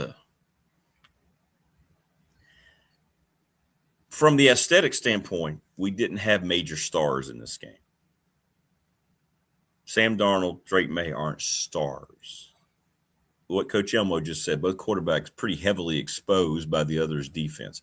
It's why Darnold bounced around for so long. He led the NFL in turnovers despite his breakthrough year this year. Drake May, a second-year quarterback. He wasn't ready for all of it, and he couldn't adjust. May looked like he was defeated midway through the first quarter. I think Vrabel knew they were screwed as soon as Coach Elmo just said, they started bringing these pressures that they hadn't shown as a zone-oriented defense. We'll talk to Todd about that a little bit because I know he looks at the game as well completely through the defensive lens and probably thinking what he would do and why he recognizes it. So this will be really cool. You're going to get a nice further education with Todd here.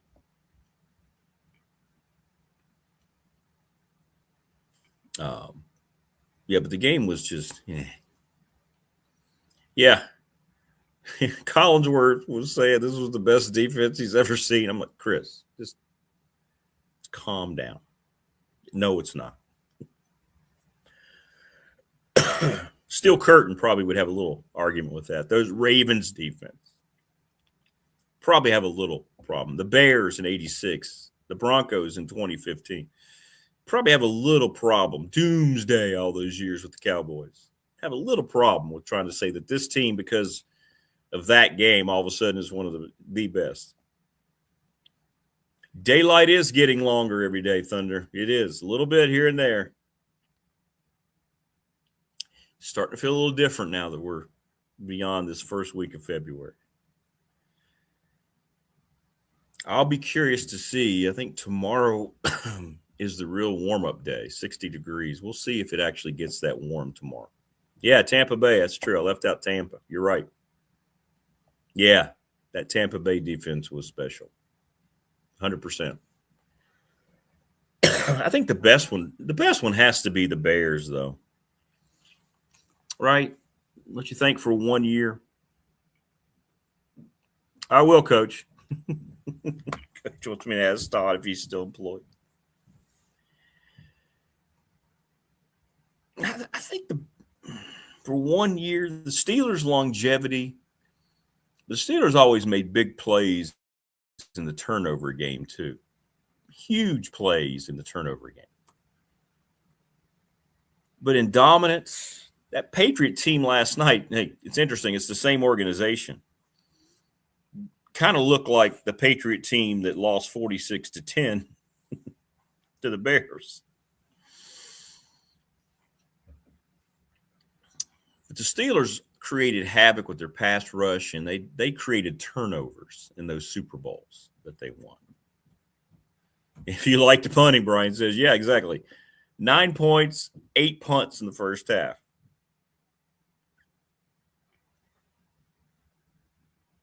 Yeah, Ravens defense was good. I'm going to give my no-fly zone Broncos 2015 defense its props, too. It's one of the best statistically for 1 year. But I think the Bears defense was what Buddy Ryan did. You know, Buddy Ryan was the coach who got lifted up as well on the shoulders of his players after that Super Bowl. You don't see that very often. He was terrific. The Dolphins' no-name defense back when they were winning Super Bowls, you know, and David Smith could attest to this. Bill Arnsparger, I think we've talked about him with Coach Elmo before. Played very similar type of defense as well. So, so that kind of thing worked. TLB says, wait, I thought the best defense was a strong offense. Strong offense would have been nice yesterday. Kenneth Walker, who is he a free agent? I think he's a free agent. earned himself a lot of money yesterday. He was the best offensive player by far in that game. As Coach Elmo said, he was the way he ran, as hard as he ran, terrific. But I really enjoyed my Magnum PI episode more than I enjoyed any part of the Super Bowl.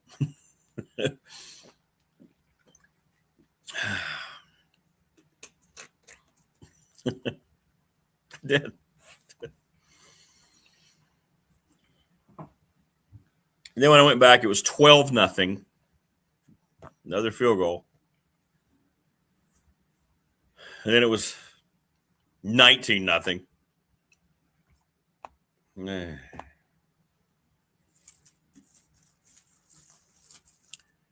But yeah, it wasn't much.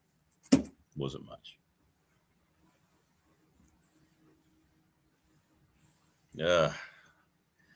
Maybe Wayne. I don't know if enough people care. Next year's favorite for the Super Bowl.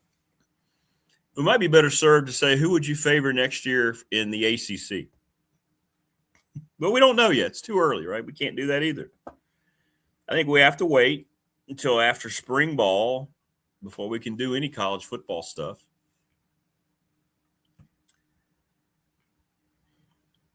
And here we are at the end, and it's much like I wrote about in the Patriot at the end of the college football season. I'm glad football's over, and I've never felt this way before. Just my own personal check. I'm glad I don't have to hear about Goodell in the NFL anymore. I'm glad it's over.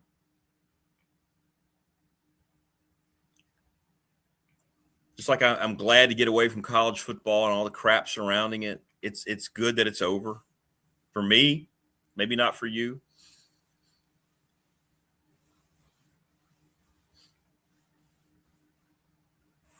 I'm not.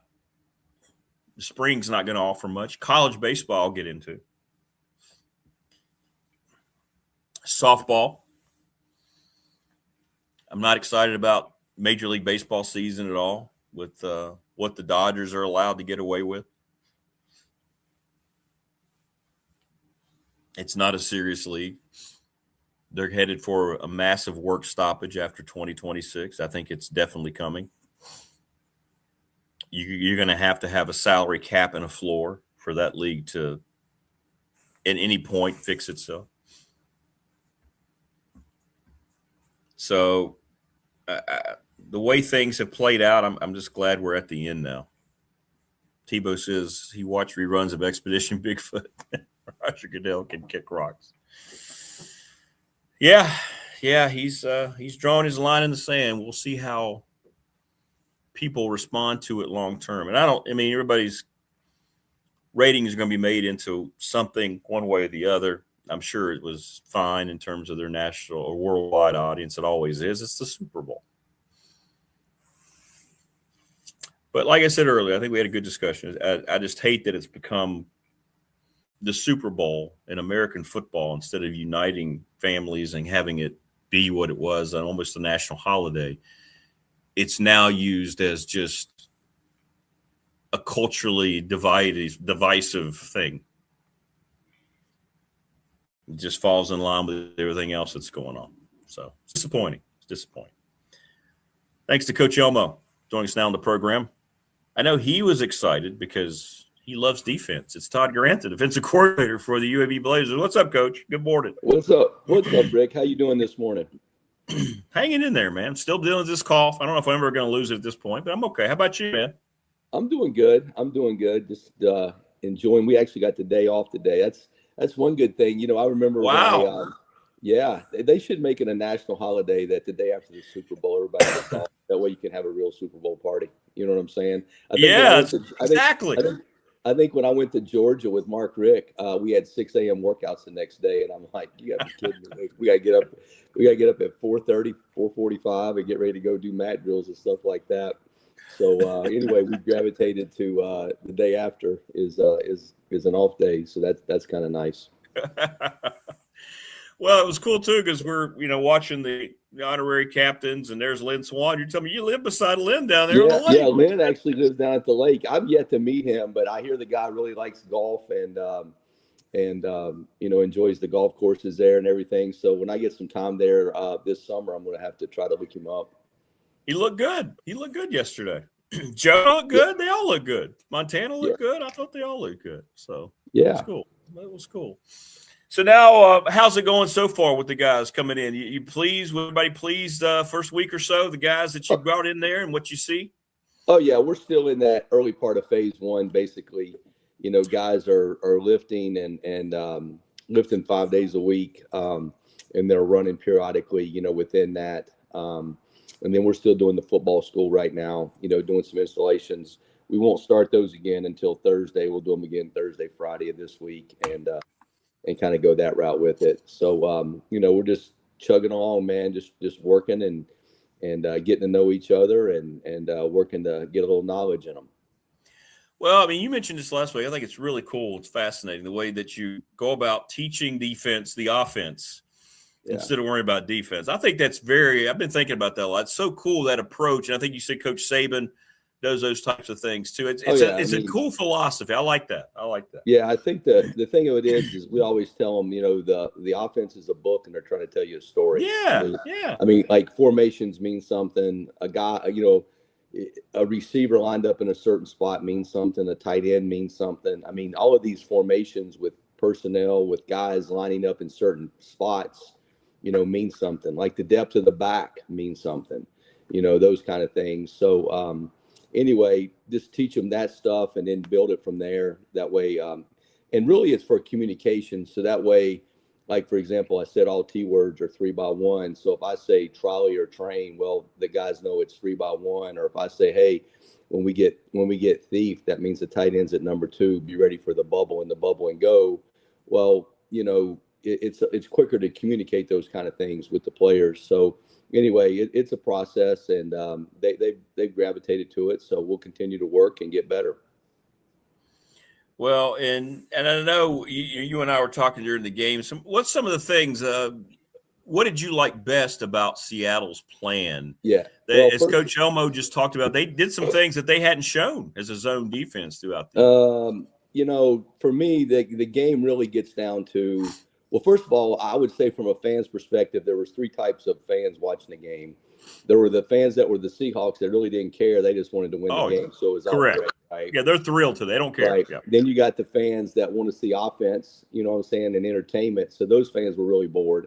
I mean, because, it wasn't that kind of game. And then you got, from a defensive perspective, the thing and this is really true of the last 2 Super Bowl teams that won the championship, and it really gets into how you build your team. If you can't run the ball, if you cannot run the ball and force people to bring their safeties down, you're going to have a hard time getting explosive plays. And in the National Football League, just like if I go back and look at all the teams that I've had that were top 10 defenses or we were really good, we were able to do one, stop the run in split safety coverage, okay, which means 7.5 man box.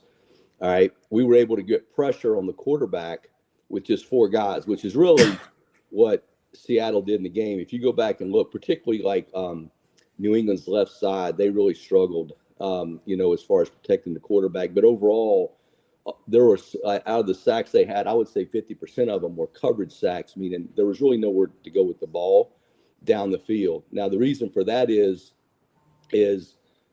basically the only thing that Seattle was really doing, there wasn't nothing, unusual about what they did. They did what they've done all year. Okay.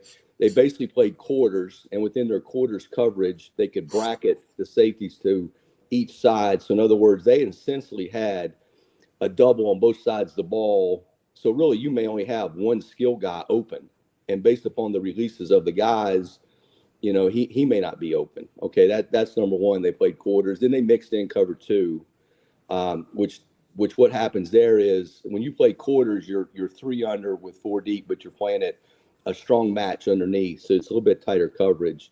And then to complement that, they went cover 2, which now you have 5 guys underneath and 2 guys deep, but there's no explosive plays in there. Okay. And then the last interception was actually a cover 1, and the safety was a robber. And they tried to run a, what we call a wave route, where the receivers on both sides of the ball basically ran across the ball. Okay. We call it deep overs.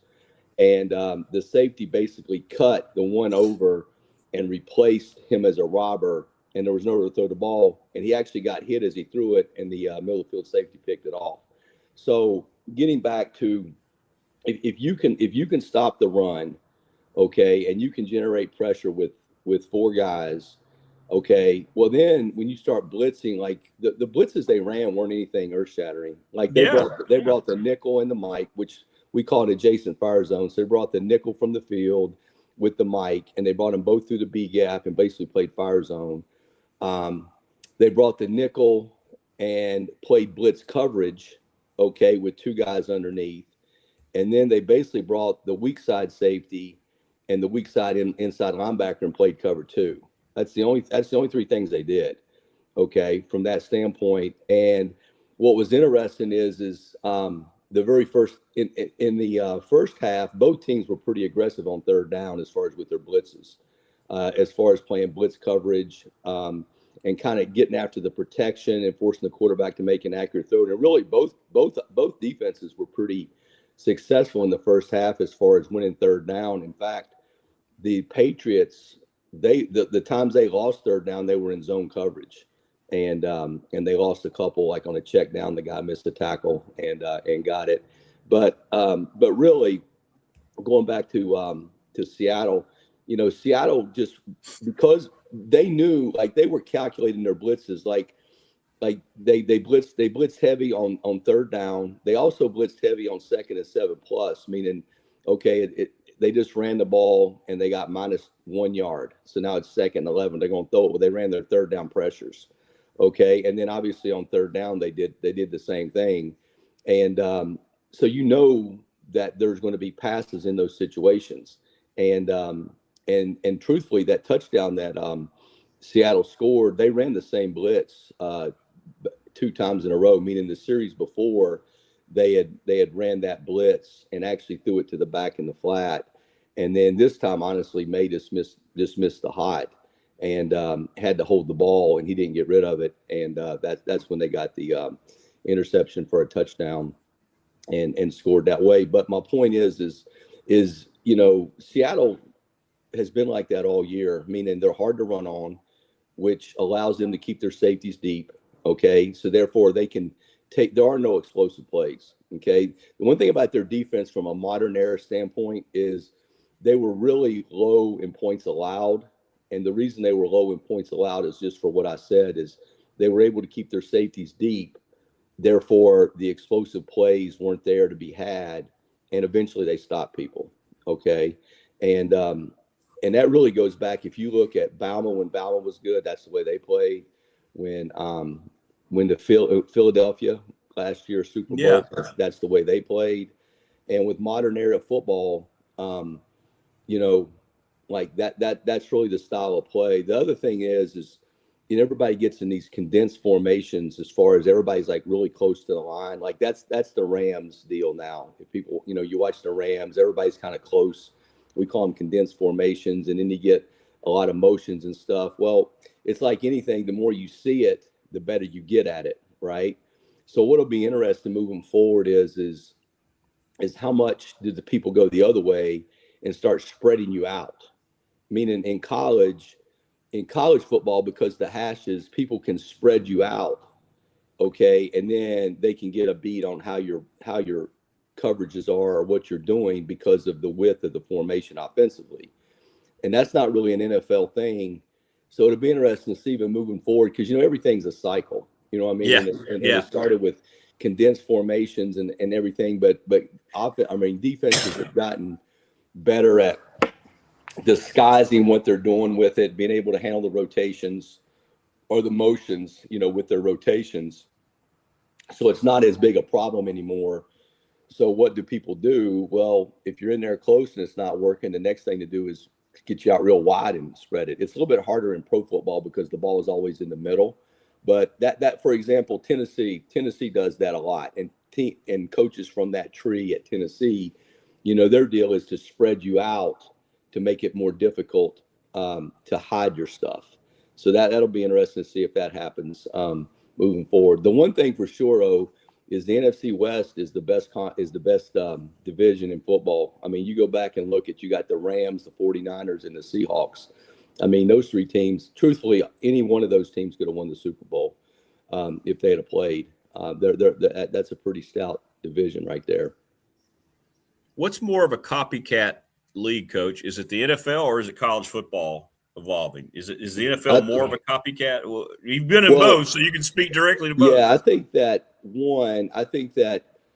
coordinators in college or in pro football, because of the change of the style of quarterback they have, I think they have worked to implement college plays in their systems. Okay, so I do think that the college game has had an impact on how offenses, the plays they run and things like that, because there are some creative guys.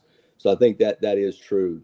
The downside to that, though, is the rules aren't the same, meaning you can't create the same formations as far as unbalance and all that. So that does limit you a little bit. From a formation standpoint, pro football is actually easier to defend because you always have to have eligible receivers on both sides of the ball. You can't have an ineligible number as an eligible number unless you report eligible before this play. So from that standpoint, it's a little bit easier to do. Obviously, in college, defenses in college have a better grasp of how to stop the quarterback and the quarterback runs, right?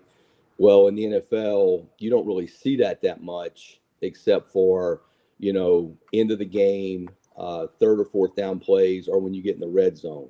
So there isn't as much work on those kind of plays from an NFL standpoint, just because you don't see them except certain times. So I think from a defensive standpoint, it's a little bit balanced, okay? But from an offensive standpoint, I do think over the last few years that the NFL has looked at college as far as formations and plays and ideas and brought them to the National Football League. It's interesting. Yeah, the evolution is interesting. You're right. What can Drake May, a young quarterback, did you expect? What kind of things the offense is like if you're calling that Seattle defense and you're doing those things, you can tell already you got them kind of long and uncomfortable. What kind of things did you expect to see what could they have done to try to counter some of that up front? It didn't matter. You could have put Stafford back there with the offense they had. It wouldn't have mattered. And what I mean is one, they had a hard time running the ball. Okay. So therefore you're always behind the sticks on second and third down. Okay. That's number one. And because of that, you were able to bracket the receivers going down the field. So let's say you're in a 3 wide receiver set. Well, 2 of the 3 receivers are going to get doubled. Okay. So it's 2-on-1. And then when you look at the Patriots from a protection standpoint, the left side of their line really struggled, both the guard and the tackle, as far as, collapse in the pocket. And anytime you can get internal push on a quarterback, I mean, it's a problem. They don't like it because you start messing with their knees and that thing, and they can't step up. The edge pressure that people talk about is important, but truthfully, the thing that people don't talk about enough is internal pressure, because what it does is it doesn't allow the quarterback to step up in the pocket to make a throw, and it makes him a little bit more uncomfortable.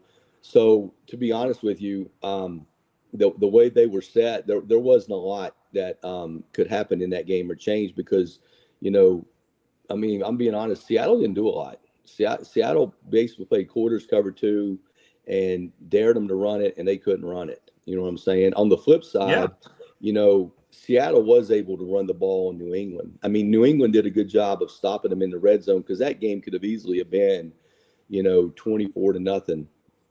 If they hadn't had those red zone stops. And what was happening there was like even the first play of the game, Seattle ran a stretch play to the tight end side, and it was basically a double-digit run. And what they were doing was they were checking the zone play off the safety, and they were using the word can.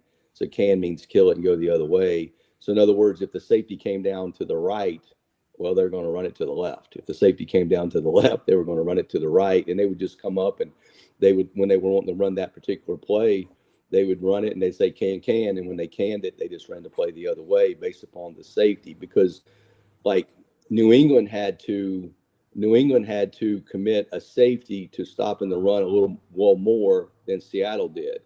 And that actually opened up the play action passes. Like, for example, the first touchdown of the game was a down safety defense, and they ran play action pass on first down, and the guy slipped through and was wide open in the end zone.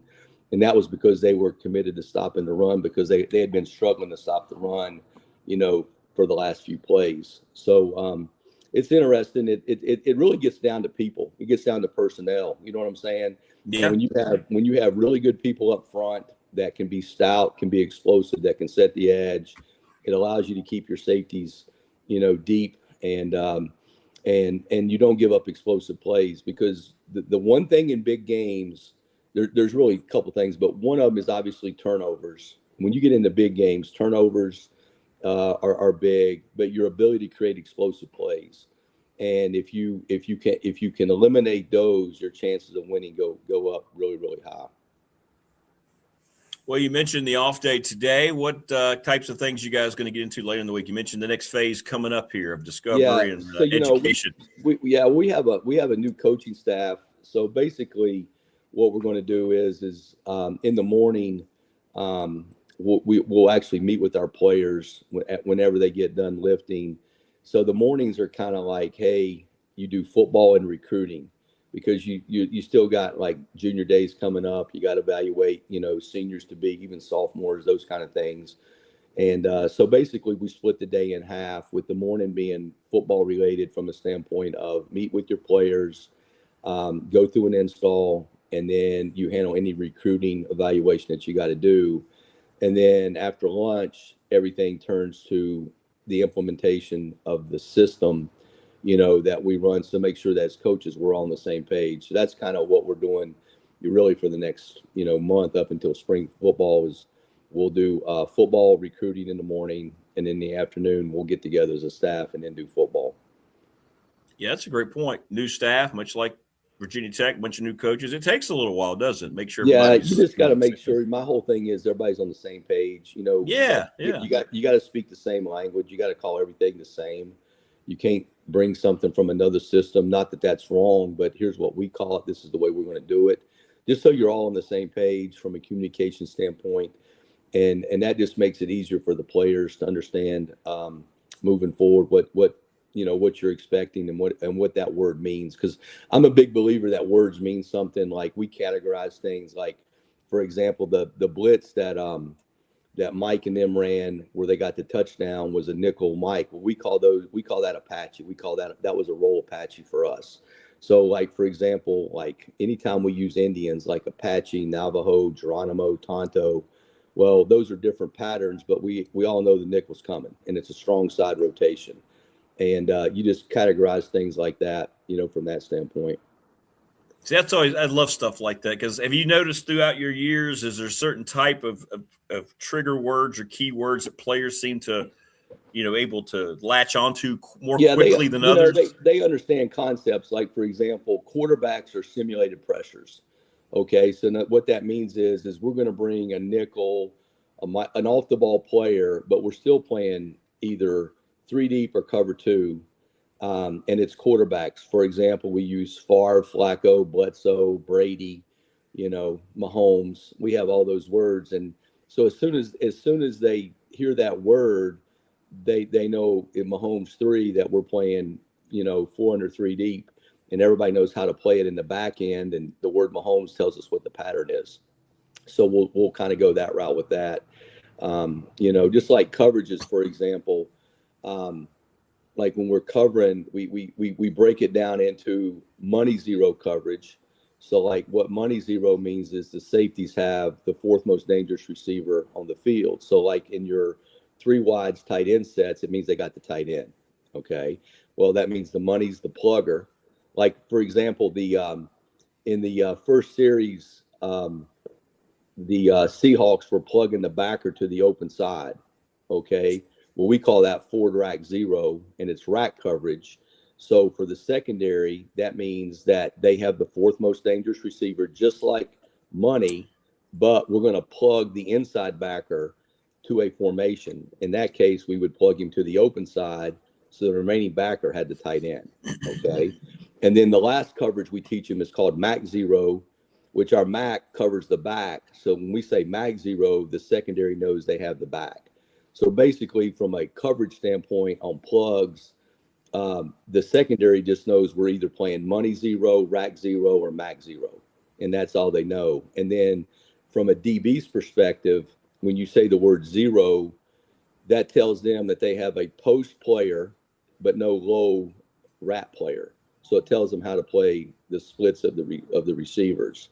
If we ever use the word 1, well, that tells them they have a post player, but they have at least one rat underneath, meaning somebody that can body help for them underneath. So that tells them how to play their leverage on the receivers based upon their splits. So like for a corner, all he's got to hear is, hey, it's 0 or it's 1. That's all they need to know. And they play from there. So systematically, that's why it's built that way, so that each week you can change maybe what you're doing, but the structure's already in place and everybody knows how to play it. No, that's cool, because I've been around a lot of basketball coaches and they use players' names, just like you're talking about Mahomes and whatever. Iverson, they got certain things, right? It just depends on who. Yeah, you're right. Yeah, whatever it is. Yep. Cool. So we kind of like NBA teams for us are 2 traps. Yeah. Quarterback names are simulated pressures. Like, for example, if we ever say some kind of bird, it splits coverage. So if we say hawk, cardinal, falcon, they know it's blitz coverage. So that just tells the DBs how to play and their leverage. So that way they just understand concepts and go that route with it. That's cool. That's cool. Well, brother, listen, great stuff, man. Appreciate you jumping on. Enjoy the rest of your day off. And absolutely. Yeah. Can't wait to see how things come together. How's the weather down that way? It's going to get a little better this week. Mid 40s today, 60 tomorrow. So we should have a major melt the next 24 or 48 hours. So that's awesome, man. That's awesome. Yeah. What's it like in Birmingham right now? It's actually warmed up, man. It was nice yesterday. It got up to like 50 degrees or something like that. So it's more 40s right now. It'll be a little cooler in the mornings and things, but it gets up to 50 degrees. It's been pretty nice the last few days. Okay. So hopefully we keep that. Yeah, we're supposed to have a pretty good week, I think, for us this time of year. So that's good. Awesome. Yeah, we need it. All right, man. Appreciate you, brother. All right, bud. Take care. See you. All right, you too. Bye-bye. There you go. Todd Grantham. Great stuff. I love that. I love hearing Mahomes, and you hear Mike Jones did it, Darius did it, all the coaches that have gone through, they use players' names at the time that you go through. It's kind of cool, the little trigger words, if you will, that help players able to recollect what's going on. And so when you hear those things, if you hear a cadence from a quarterback or you hear the defense, now you know it has a specific type of meaning to it. And it's neat. It's neat. Good stuff today. Great start coming out of the Super Bowl. Tomorrow on the program, we'll have Marva's going to be thrilled to death. My goodness gracious. And I'm looking forward to it. I didn't talk much about today because I didn't get to watch any of it. But I want to get her thought on the Carolina Duke end. I know she's happy. Brian Siegel tomorrow, and we'll have Burnip on too. Tech. This is kind of the knockout couple road games. They didn't get it done on Saturday. I don't know. We'll try to get an update on Tyler Johnson's health, but the Clemson game's another opportunity. They're running out of those opportunities. I don't know if Marva rushed the floor. I'm sure in some capacity she did. Yes.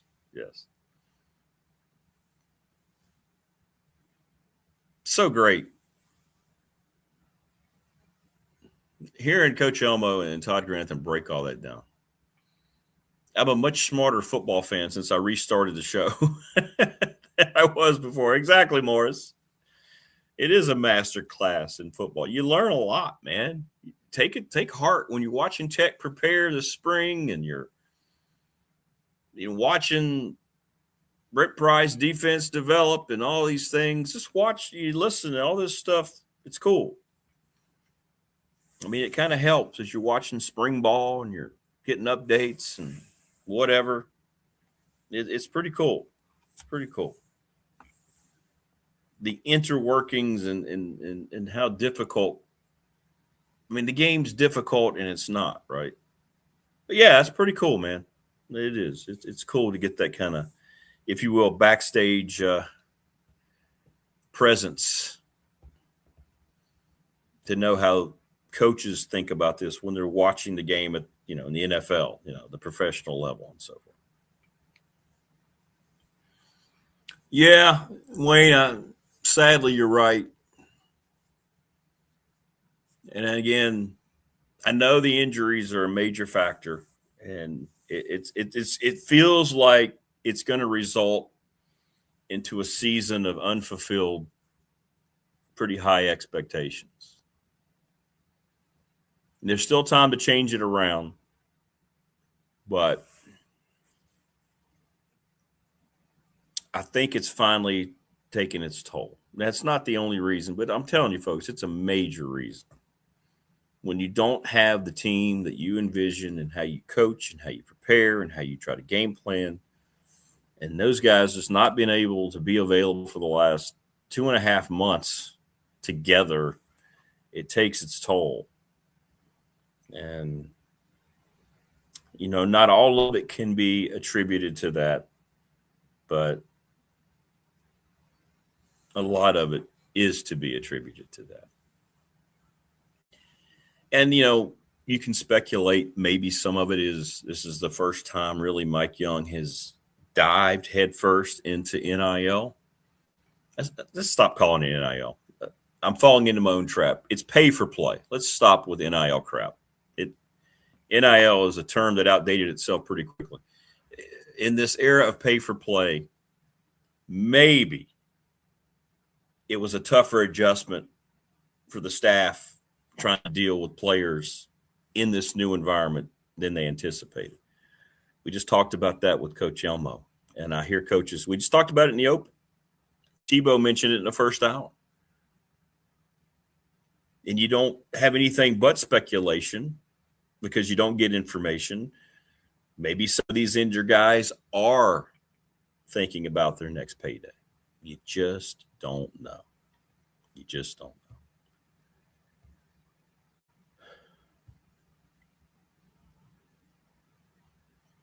Yeah, it's true, Wayne. The team seems to have regressed since Wall's back. And again, were there other things going on? I don't know. Morris says Tech's backing themselves, and the only path is the dances to win the tournament. Yeah. And like Premier says, you got Clemson, which is a big opportunity. They got 20 wins. They're ranked. And then you've got Carolina and Duke. And that's it. And then you got the tournament. You're running out. You have 3 more chances to make a pretty substantial push on a win, right?